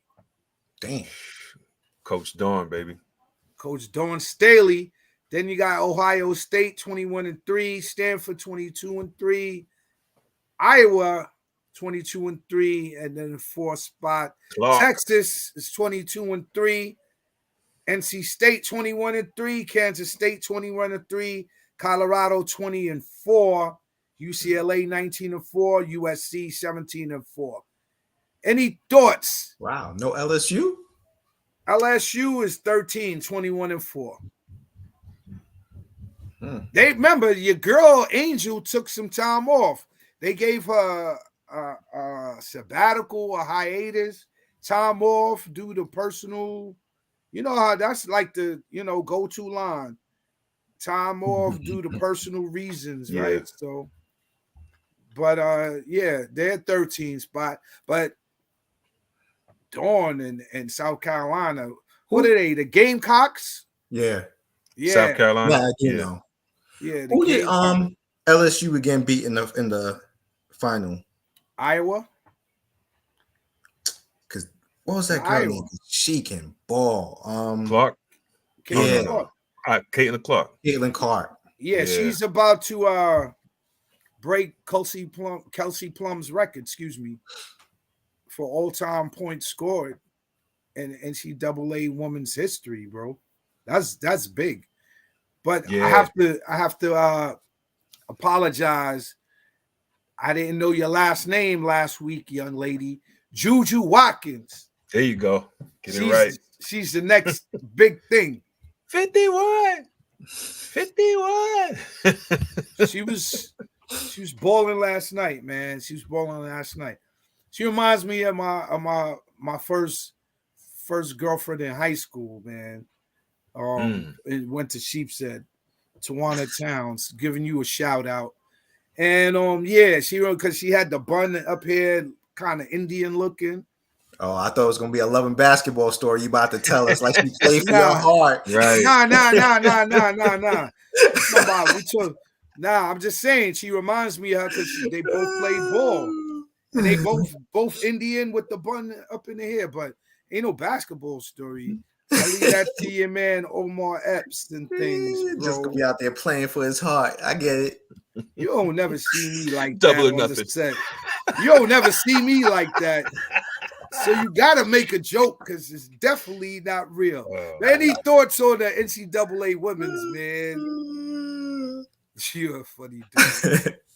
Loving basketball. Yeah, all right. Any thoughts on that? Still percolating for you guys, man? I'm gonna ride with her, Caitlin Clark, man. I'm gonna ride with her. You ride with the what's it, Hawkeyes? Yep. What are they? Iowa Hawkeyes, right? Hawkeyes, yep. Okay. That's who you going with? Yeah, I'm gonna go with them. So March Madness, we gonna have you back on the show. Oh, you gonna have that same energy. I gotta watch a whole bunch of NCAA, huh? It's a month. Oh man. It's a month. Yo, it's you said Caitlin Clark. No. You said you're riding on Caitlin Clark, so we got the receipt right now. Okay. So it's like Ernie, you about to write it on the stove, on the refrigerator, and stick it on there. Oh man, we got like 2 more weeks for the tournament start. It's only a month. Yeah, I trust the Knicks more than the Celtics too, man. Tatum been playing kind of soft, man. I don't know what's going on, man. You know, When I see a player and his trunks, his shorts are too high, I start to question now that, man. Chris Paul and all that, man. But I'm a digress, man. You know, so what's next? I talk about your girl Watkins, though, Juju.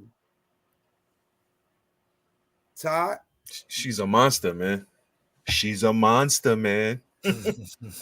Yeah, I do see that. And a freshman at that. Yeah, she's a redshirt freshman. Wow, I ain't seen one of those in a minute, man. I don't But know. that's def. I don't know. I don't know if she's redshirt. Nah, I was just saying that. Oh yeah, definitely. Yeah, man. So we're gonna move on from the summit, and we're gonna move on from that. Anything on the guts and nice front? My Rangers is number one, baby. Rangers? Look at me, my Rangers. Like I follow hockey. Hey. Hey, and pro New York, baby. Pro New York. So let's go Rangers. Yeah, I'm not knocking the style at all. I'm not knocking the style at all. You know. Let's get to any other monsters of the week, man. Geologic. Let's get to the monsters of the week. And who you got as a monster of the week? Of course, Patrick Mahomes. Everybody talking about him, man.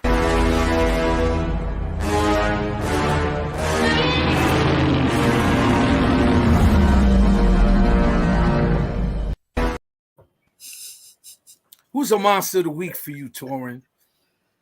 Yeah. Who was balling out? You said Caitlin Clark, so she definitely got it. That was a subliminal.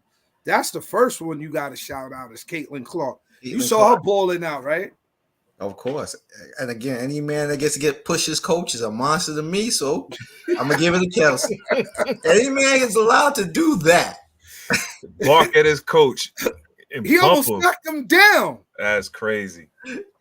I'm a stick to my thoughts that he was just hyped, and that's all it was, because he was overzealous. That was crazy. That was crazy. He was like, yo, my girl came to see me play. Right, what you doing? Yo, my monster is Mr. 10 block triple-double last night. Ooh. Man, this dude, Victor Wembanyama, man, I hate to say it. Well, I don't hate to say it. I have my concerns, but now, man, I'm just imagining the created player that this guy is going to be in like 3 years, man. When his body really starts to mature, man, and he has this, because it's typically like 3-4 years before an NBA player gets their footing and you know has their game identity, the player who they're going to be. And this dude, man, I mean, right now he's basically doing whatever he wants out there, and monster. He's gonna need a supporting cast, but yeah, right. So that brings me a real quick question. Real quick, they brought up the fact that Victor he leads the league in blocks this season, right? Mm-hmm. So that's putting him up there as a potential candidate for Defensive Player of the Year, right? Yeah. Right. Do you seriously consider him for that if his team has a losing record? Let's say he has it, like he has a record, like whatever the single season record is for blocks per game. Say it's like 2.3. Say he averages like a whole extra block more than that. But San Antonio is garbage. They win like, say, 30 games this season. Does Victor Wembanyama still deserve consideration for this Defensive Player of the Year? Deserve it? No, I wouldn't say it, because your defense didn't change the outcome. Like, it's a team sport. It's so hard because it's a team sport, right? But your defense didn't impact it enough for your team to get buckets.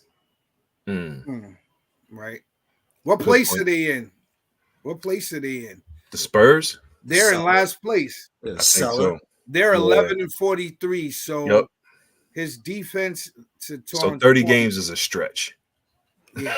At this point, they would have to be at least 500 for you to say Like, let's think of players whose defense impacted the game so much that it got the team wins. Like, who was the last player like that? Ben from And Ben Wallace. Ben Wallace from the Pistons come to mind. Dikembe Mutombo from the 76ers come to mind. Draymond defense impacts, well, his offense too, but his defense Draymond, impacts. right? Kawhi Leonard.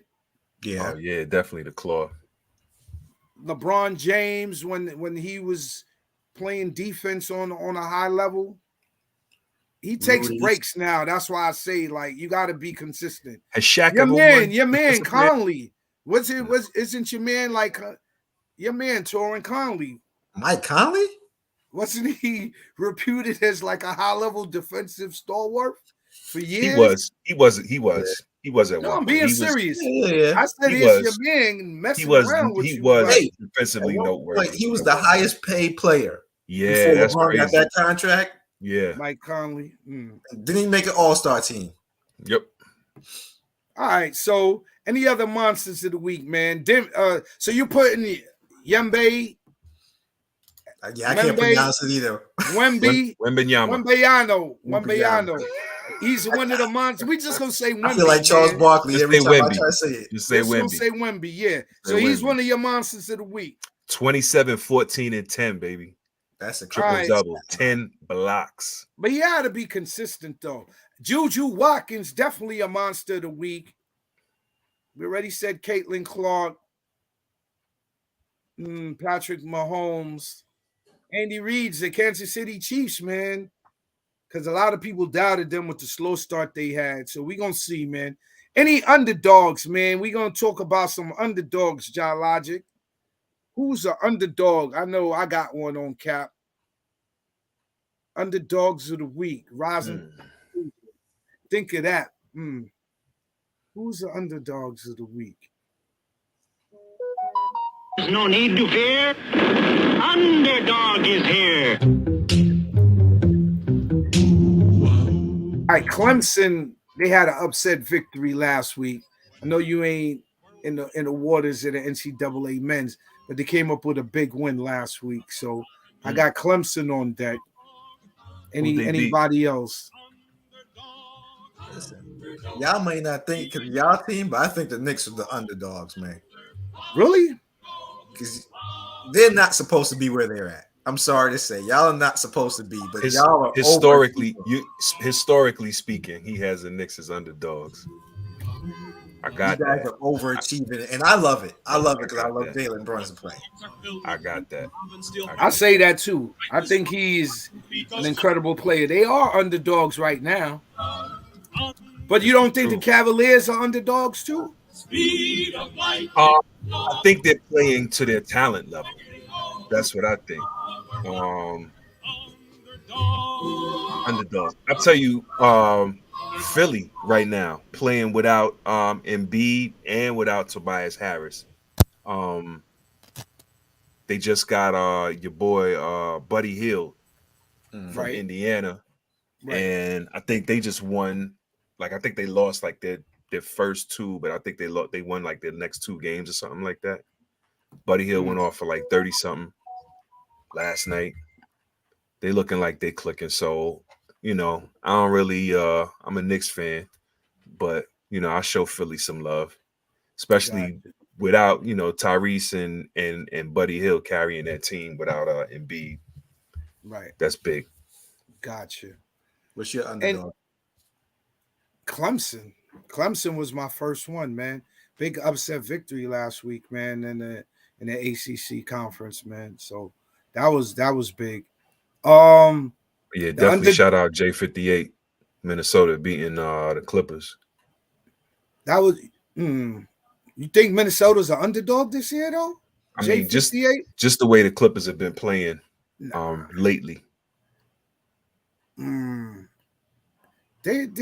They're up to they're near the top of the standards. I give you your burn on that. You think they were underdog against the Clippers?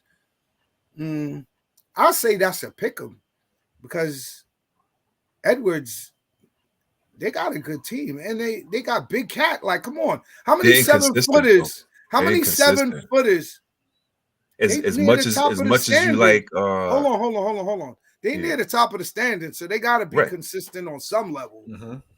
They Well, have to be consistent. What are they, like 2 or 3 in the Western defensively, Conference? they're definitely consistent. But there's nobody really who in the NBA.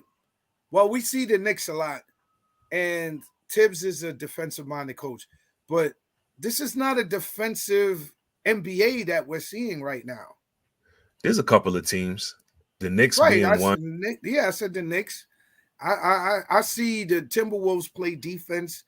Well, Rudy Gobert, that's what he lays his hat on top of that post. So, you He know, play defense. There's some defensive minded squads still out there.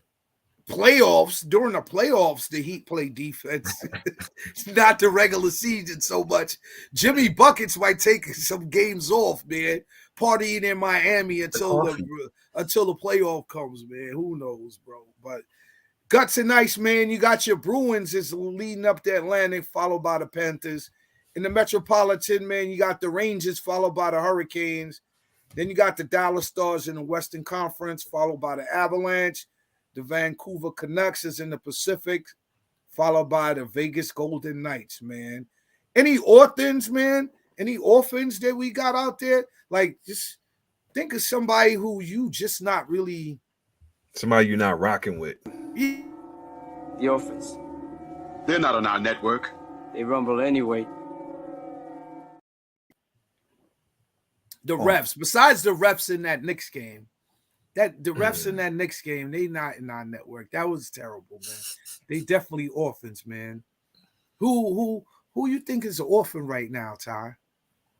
Who you just not really rocking with? Like, you just stole my thunder, but I'll tell you who I'm not rocking with, and it might be hate, but yeah, Cat, man, Karl Anthony Towns, man. I just said to him, like, my question was, how many 7-foot big men in the NBA are like dominant, have that dominant skill set?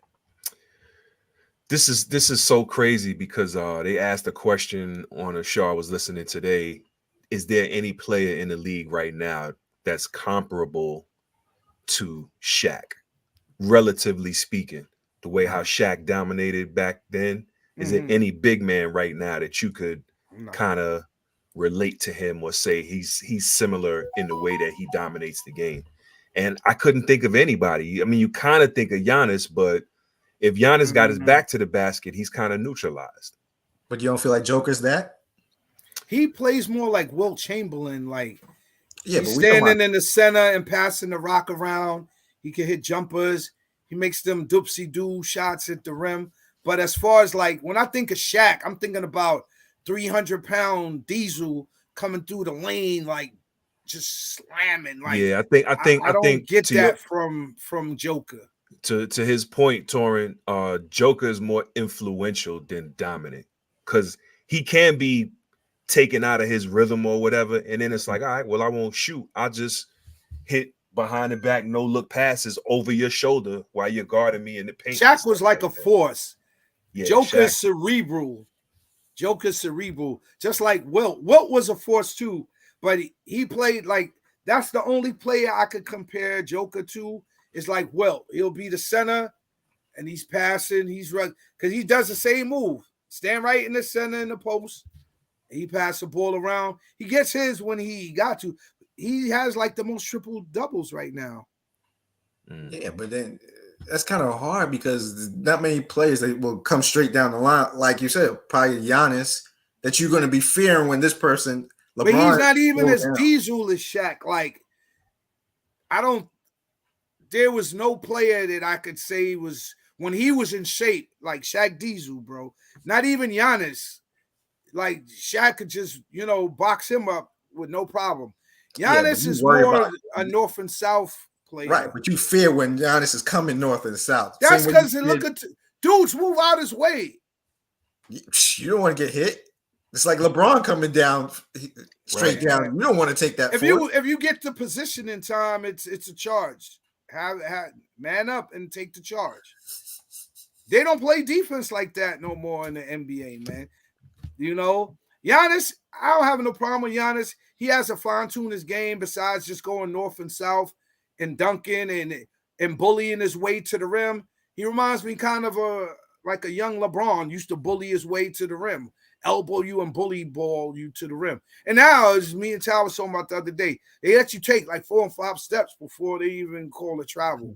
And if it's, more than 2 minutes on the clock, they probably ain't even calling it, bro, unless it's a pivotal point in the game. Like Euro step has become like, let's just go to Asia. Let's go to the wall of China. It's not even a Euro step no more. You can step all the way to Asia, Budapest, whatever, bro. Like, it is what it is, man. So the offense, man, we gonna have the refs on the offense list for a minute because they can't affect the outcome of a game. That was bad. You could always put a ref on the offense list, though. Any sport, not always, and when they do their job properly, man. So we getting into it now. BK Ty's top 5, man, to close out the show. Let's go. Hey. So that's right. You know what time it is, man. It's time for BK Ty's top 5. And no more appropriate top 5 than the top 5 dynasties in the NFL. Since we're talking about the Kansas City Chiefs and whether or not they're a dynasty, this is actually the number 5 team, the Kansas City Chiefs, from 2018 to present. In the 6th season since Mahomes took over as QB1, the Chiefs have embarked on the greatest overall stretch in franchise history, making 6 consecutive appearances in the AFC Championship game, winning 4 of them, and only playing in 2 road games during that stretch.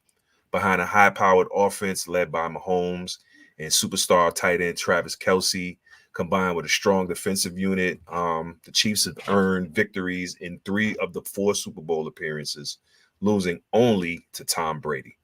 It's pretty rarefied company right there, or rarefied air. I think it's how it goes.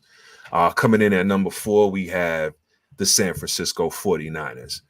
From 1981 to 1994, the San Francisco 49ers dynasty stands as one of the most illustrious periods in NFL history, characterized by a remarkable combination of skill, strategy, and consistency.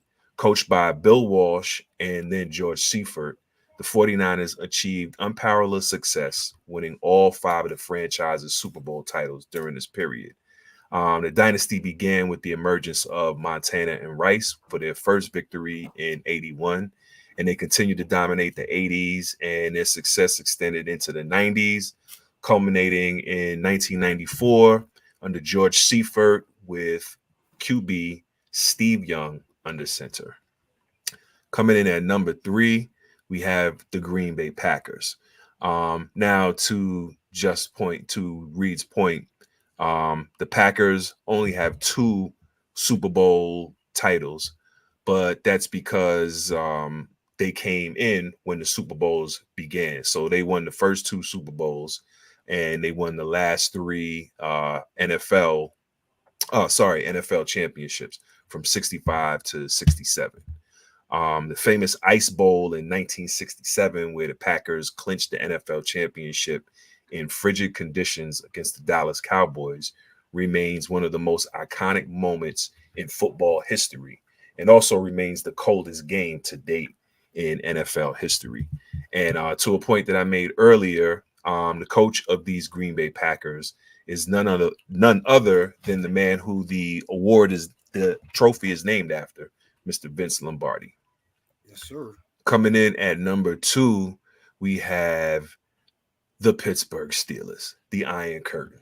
Dynasty from 72, the Steel Curtain. Pardon me. The Steel Curtain. Dynasty from 72 to 70. It's crazy because the Steelers is actually the team that got me into watching football. Like I started following football because of the Steelers. But Steelers and Cowboys, that great rivalry they had. It was more. It was more Steelers for me, but yeah, definitely that. Well, that, I mean, the Cowboys was more the same popular. time. Cowboys was about as equally. They faced each other in like 2 back-to-back Super Bowls. Yeah, 77 and 78. Yep. So that was it right there for me. Yep. So they were a dynasty from 72 to 79. Easily one of the most dominant in NFL history. Under coach Chuck Noll, the Steelers became synonymous with hard-hitting, iron will style of football that propelled them to 4 Super Bowl victories in a 6-year span, with names like Swan, Harris, Bradshaw, Green, Stallworth, and Lambert. Definitely superstar roster there for Pittsburgh for sure. Don't forget Rocky Blair. He Rocky served Blair. in the U.S. military, got injured, rehabilitated himself, and willed himself back to health and became a football Hall of Famer. That's crazy. No doubt. Rocky Salute. Blair's story's crazy. Salute. And coming in at number 1, there should be no question, no surprise here. The New England Patriots from 2001 to 2018. Arguably the greatest dynasty. You want to say in sports, but then you think about, the Yankees and the Celtics and these guys, but you can't take anything away from the New England Patriots. Tom Brady and Bill Belichick won 6 titles together with this team. The dynasty began in dramatic Super Bowl victory in 2001 as the Patriots, led by little-known Tom Brady at the time, secured a last-minute victory against the heavily favored St. Louis Rams.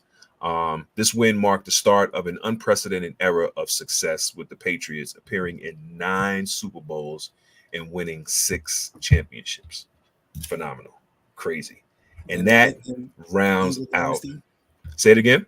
Then they nickname like the Evil Dynasty or something like that. The Evil Empire. No, that's the Yankees. That's the Yankees is the Evil Empire. I don't even know, but they're the spy gators, the spy cheaters. They're the spy cheaters. The spy gators. Right. Yeah. So that rounds out the top 10 NFL. The top 5 NFL dynasties. To recap real quick, we have Kansas City from 2018 to present, and the reigning Super Bowl champions coming in at number 5. We have the San Francisco 49ers of the 80s, led by Bill Walsh and then George Seifert, with the Hall of Fame and iconic combo of Steve Young. No, not Steve Young, of Montana and Rice. Coming in at number 3, we have the Green Bay Packers, coached by Hall of Fame legend coach Vince Lombardi and led by Bart Starr. Coming in at number 2, we have the Steel Curtain Pittsburgh Steelers, led by head coach Chuck Noll, from 1972 to 79. 4 chips, Noll. 4 chips in 6 years. Still hasn't been done. 2 back-to-backs. And lastly, coming in again at number 1, New England Patriots, the greatest NFL dynasty. And that's BK Ty's top 5. Word. All right, Soren. Any thoughts on the top 5 list? Go ahead. I feel like whenever the Patriots come in, like I was hearing that Star Wars when Darth Vader comes in, like that theme music. Like a monster of the week. Like you hear the music. Yeah, like they about to come in. Like that's how I always felt that dynasty was. When Darth Vader came. Yeah, man. All right, so the only problem I have with that list is the Patriots at number 1. Why? The years you went was like what, 2001, 4, to 2018, right? Yeah, you talking because like of the gap, 10-year gap. Yeah, I can't do that gap. Me and Torrin used to have this debate all the time about the Spurs and were they a dynasty, right? Remember? But I give it up. I give it up now. But come on, you didn't win a chip in 10 years. How is that a dynasty, bro? A dynasty means you dominate. And I say that was hold on. Let me finish. If you break it down to the 2 times when they were winning chips, because you have 6 chips and you break it down to 3 and 3, then just like with Jordan, you had a 3-peat, then another 3-peat. You had 2 dynasties because when Jordan took his time off, the Bulls was not a dynasty. That's the only knock I have on that list is that 10-year gap to me does not qualify as a dynasty. Oh, shout out to Miami putting the work on the Bucks right now. Yeah, we was just talking about Miami. When Jimmy Buckets doesn't want to take a night off, he's gonna do his thing. J58, thanks for checking in. Tell you the Bucks are pretenders, but yeah, what you saying? Nah, I just think that 10-year gap, bro. Like when what your argument with the Spurs back in the day, could you recount that? What was that? And let me know if I have it correct. It was the same thing I said earlier. I like my dynasties with repeats. If you win 2 and we don't see you back here for another 2-3 years. Right. That's my only knock on your list. Outside of that, it's an exceptional list. And you didn't, and I didn't expect you to mention the Cowboys winning in the 90s 3 out of 4 years. So that, as a Giants fan, I ain't expect you to do. You wouldn't give that love up. So I wasn't expecting you to do that. But my Cowboys that won 3 and 4 years, definitely with Michael Irvin, Emmitt Smith, and Troy Aikman, all Hall of Famers. And that they were honorable mention. Okay, no doubt. Outside of that, though, I can't get that big gap up, man. If you had a girl that had that such a big gap, come on, bro, you wouldn't. But check this out. Didn't I look at it like this? If you have at least one back to back, that one. He's like, if you have at least one back to back, I caught it, but I ain't touching that. Somewhere in that winning, you got to be considered a dynasty, bro. That's like when they talk about LeBron and his 8 trips to the Eastern Conference Finals. But how many chips did you get out of that, bro? That's the same thing. Can't like keep LeBron. Can't. No. That's comparative. That's relative to what you're talking about. Can't do it because no. You're trying to joke your way out of this, Jokey Smurf. Get back to me. All right, so you didn't win a chip in 10 years. How is that a dynasty, bro? Because you were relevant. Because you got consistent. 4 before you won the last 2. No, you got same coach. Well, think about it. It's also same QB. No, there was 10 right. years. That's what I'm about to say. Same QB, same coach. It's the same one. Almost the same staff as this. That's a reach, bro.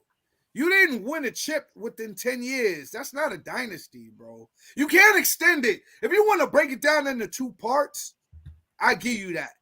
This is the first part of the dynasty, and then Bill and Tom was in the second part, and you want to connect it and bring the history and the story. Because in the first dynasty, it wasn't no Edelman, it wasn't no Gronkowski.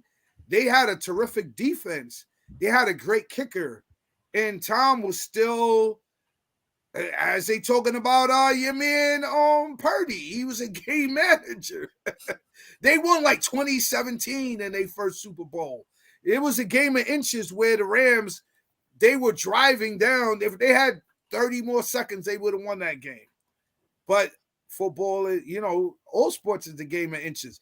I can't give up a dynasty to the Patriots on that 2001 to 2018. Because you didn't win like every other year. What about me would make you think that I care about 3 and 5 years, and then 3 and 4 years? Is not all right. So break that up. So break that up. You make me 10-year gap. But it's the same QB and coach. So 10-year gap though. You know what? So you did 3 and 5.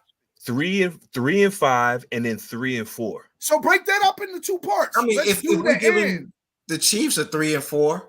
A dynasty. We ain't talking about the Chiefs right now, bro. I'm saying if we're giving the same Chiefs criteria, 3 and 4, absolutely. All right, so that's 2 dynasties for the same team.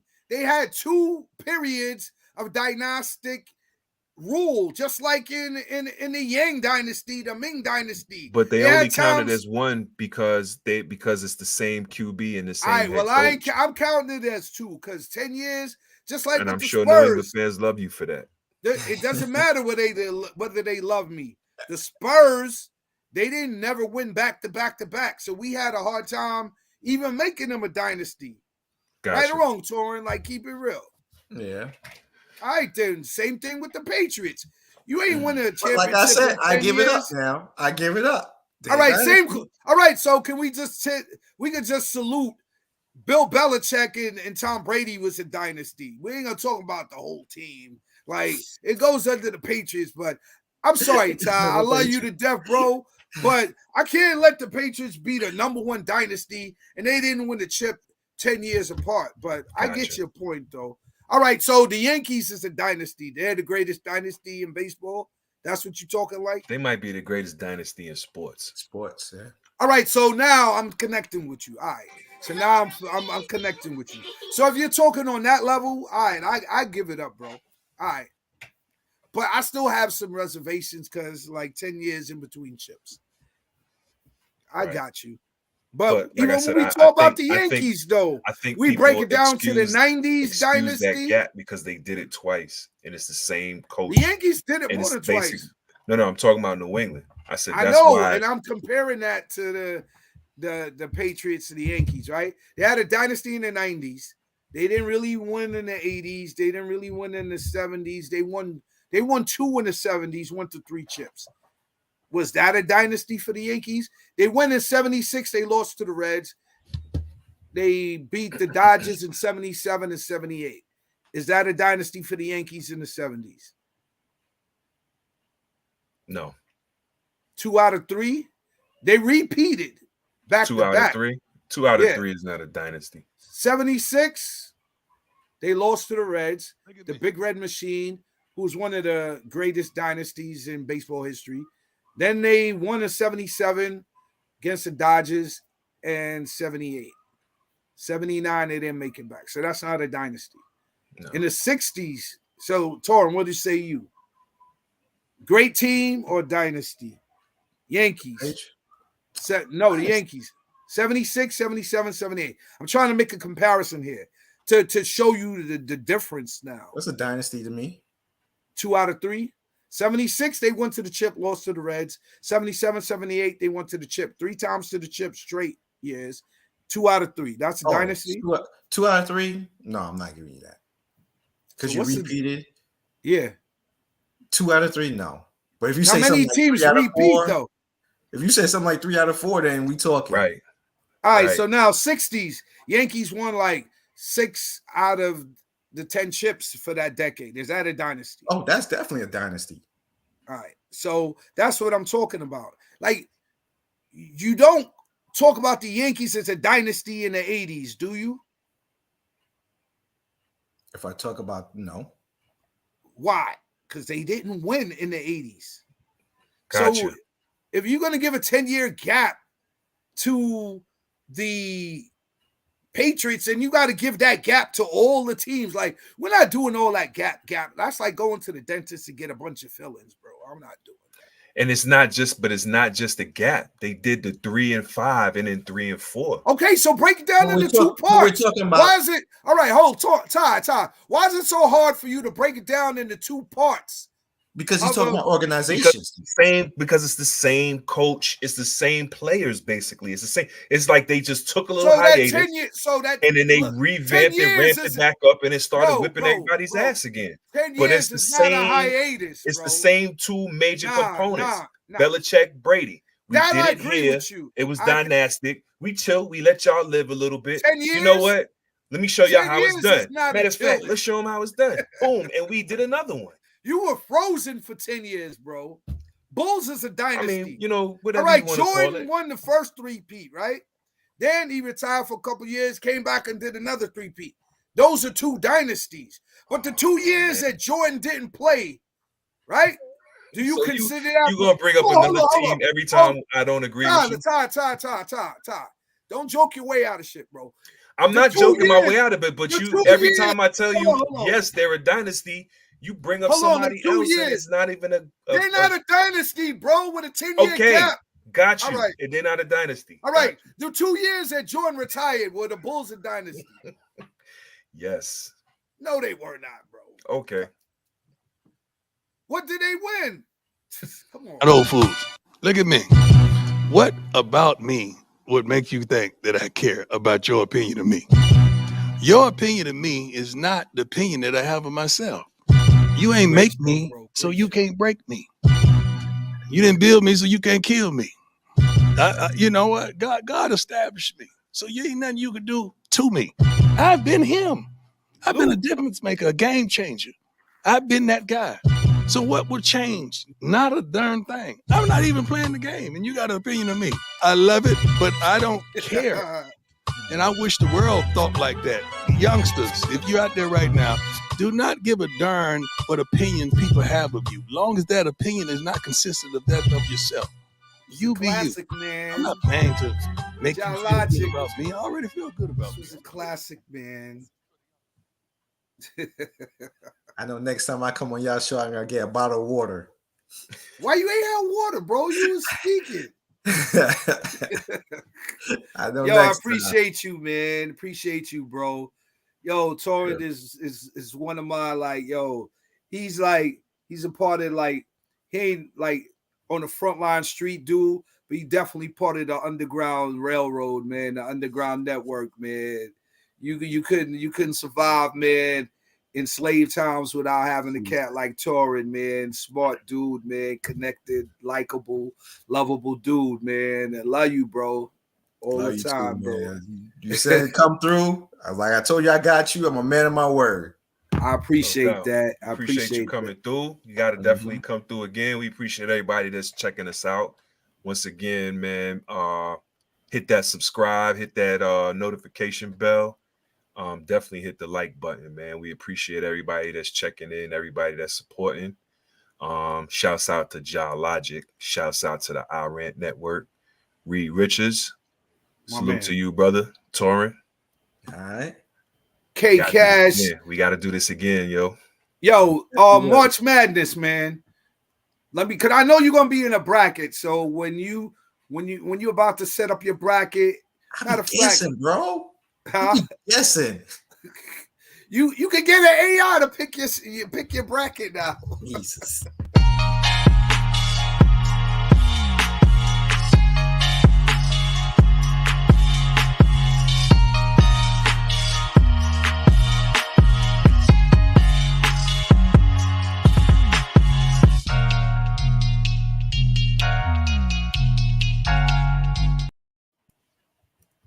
What would you say to dentistry if you would be here today?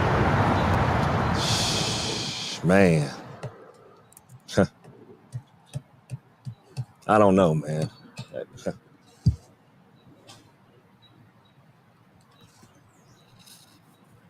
I don't know.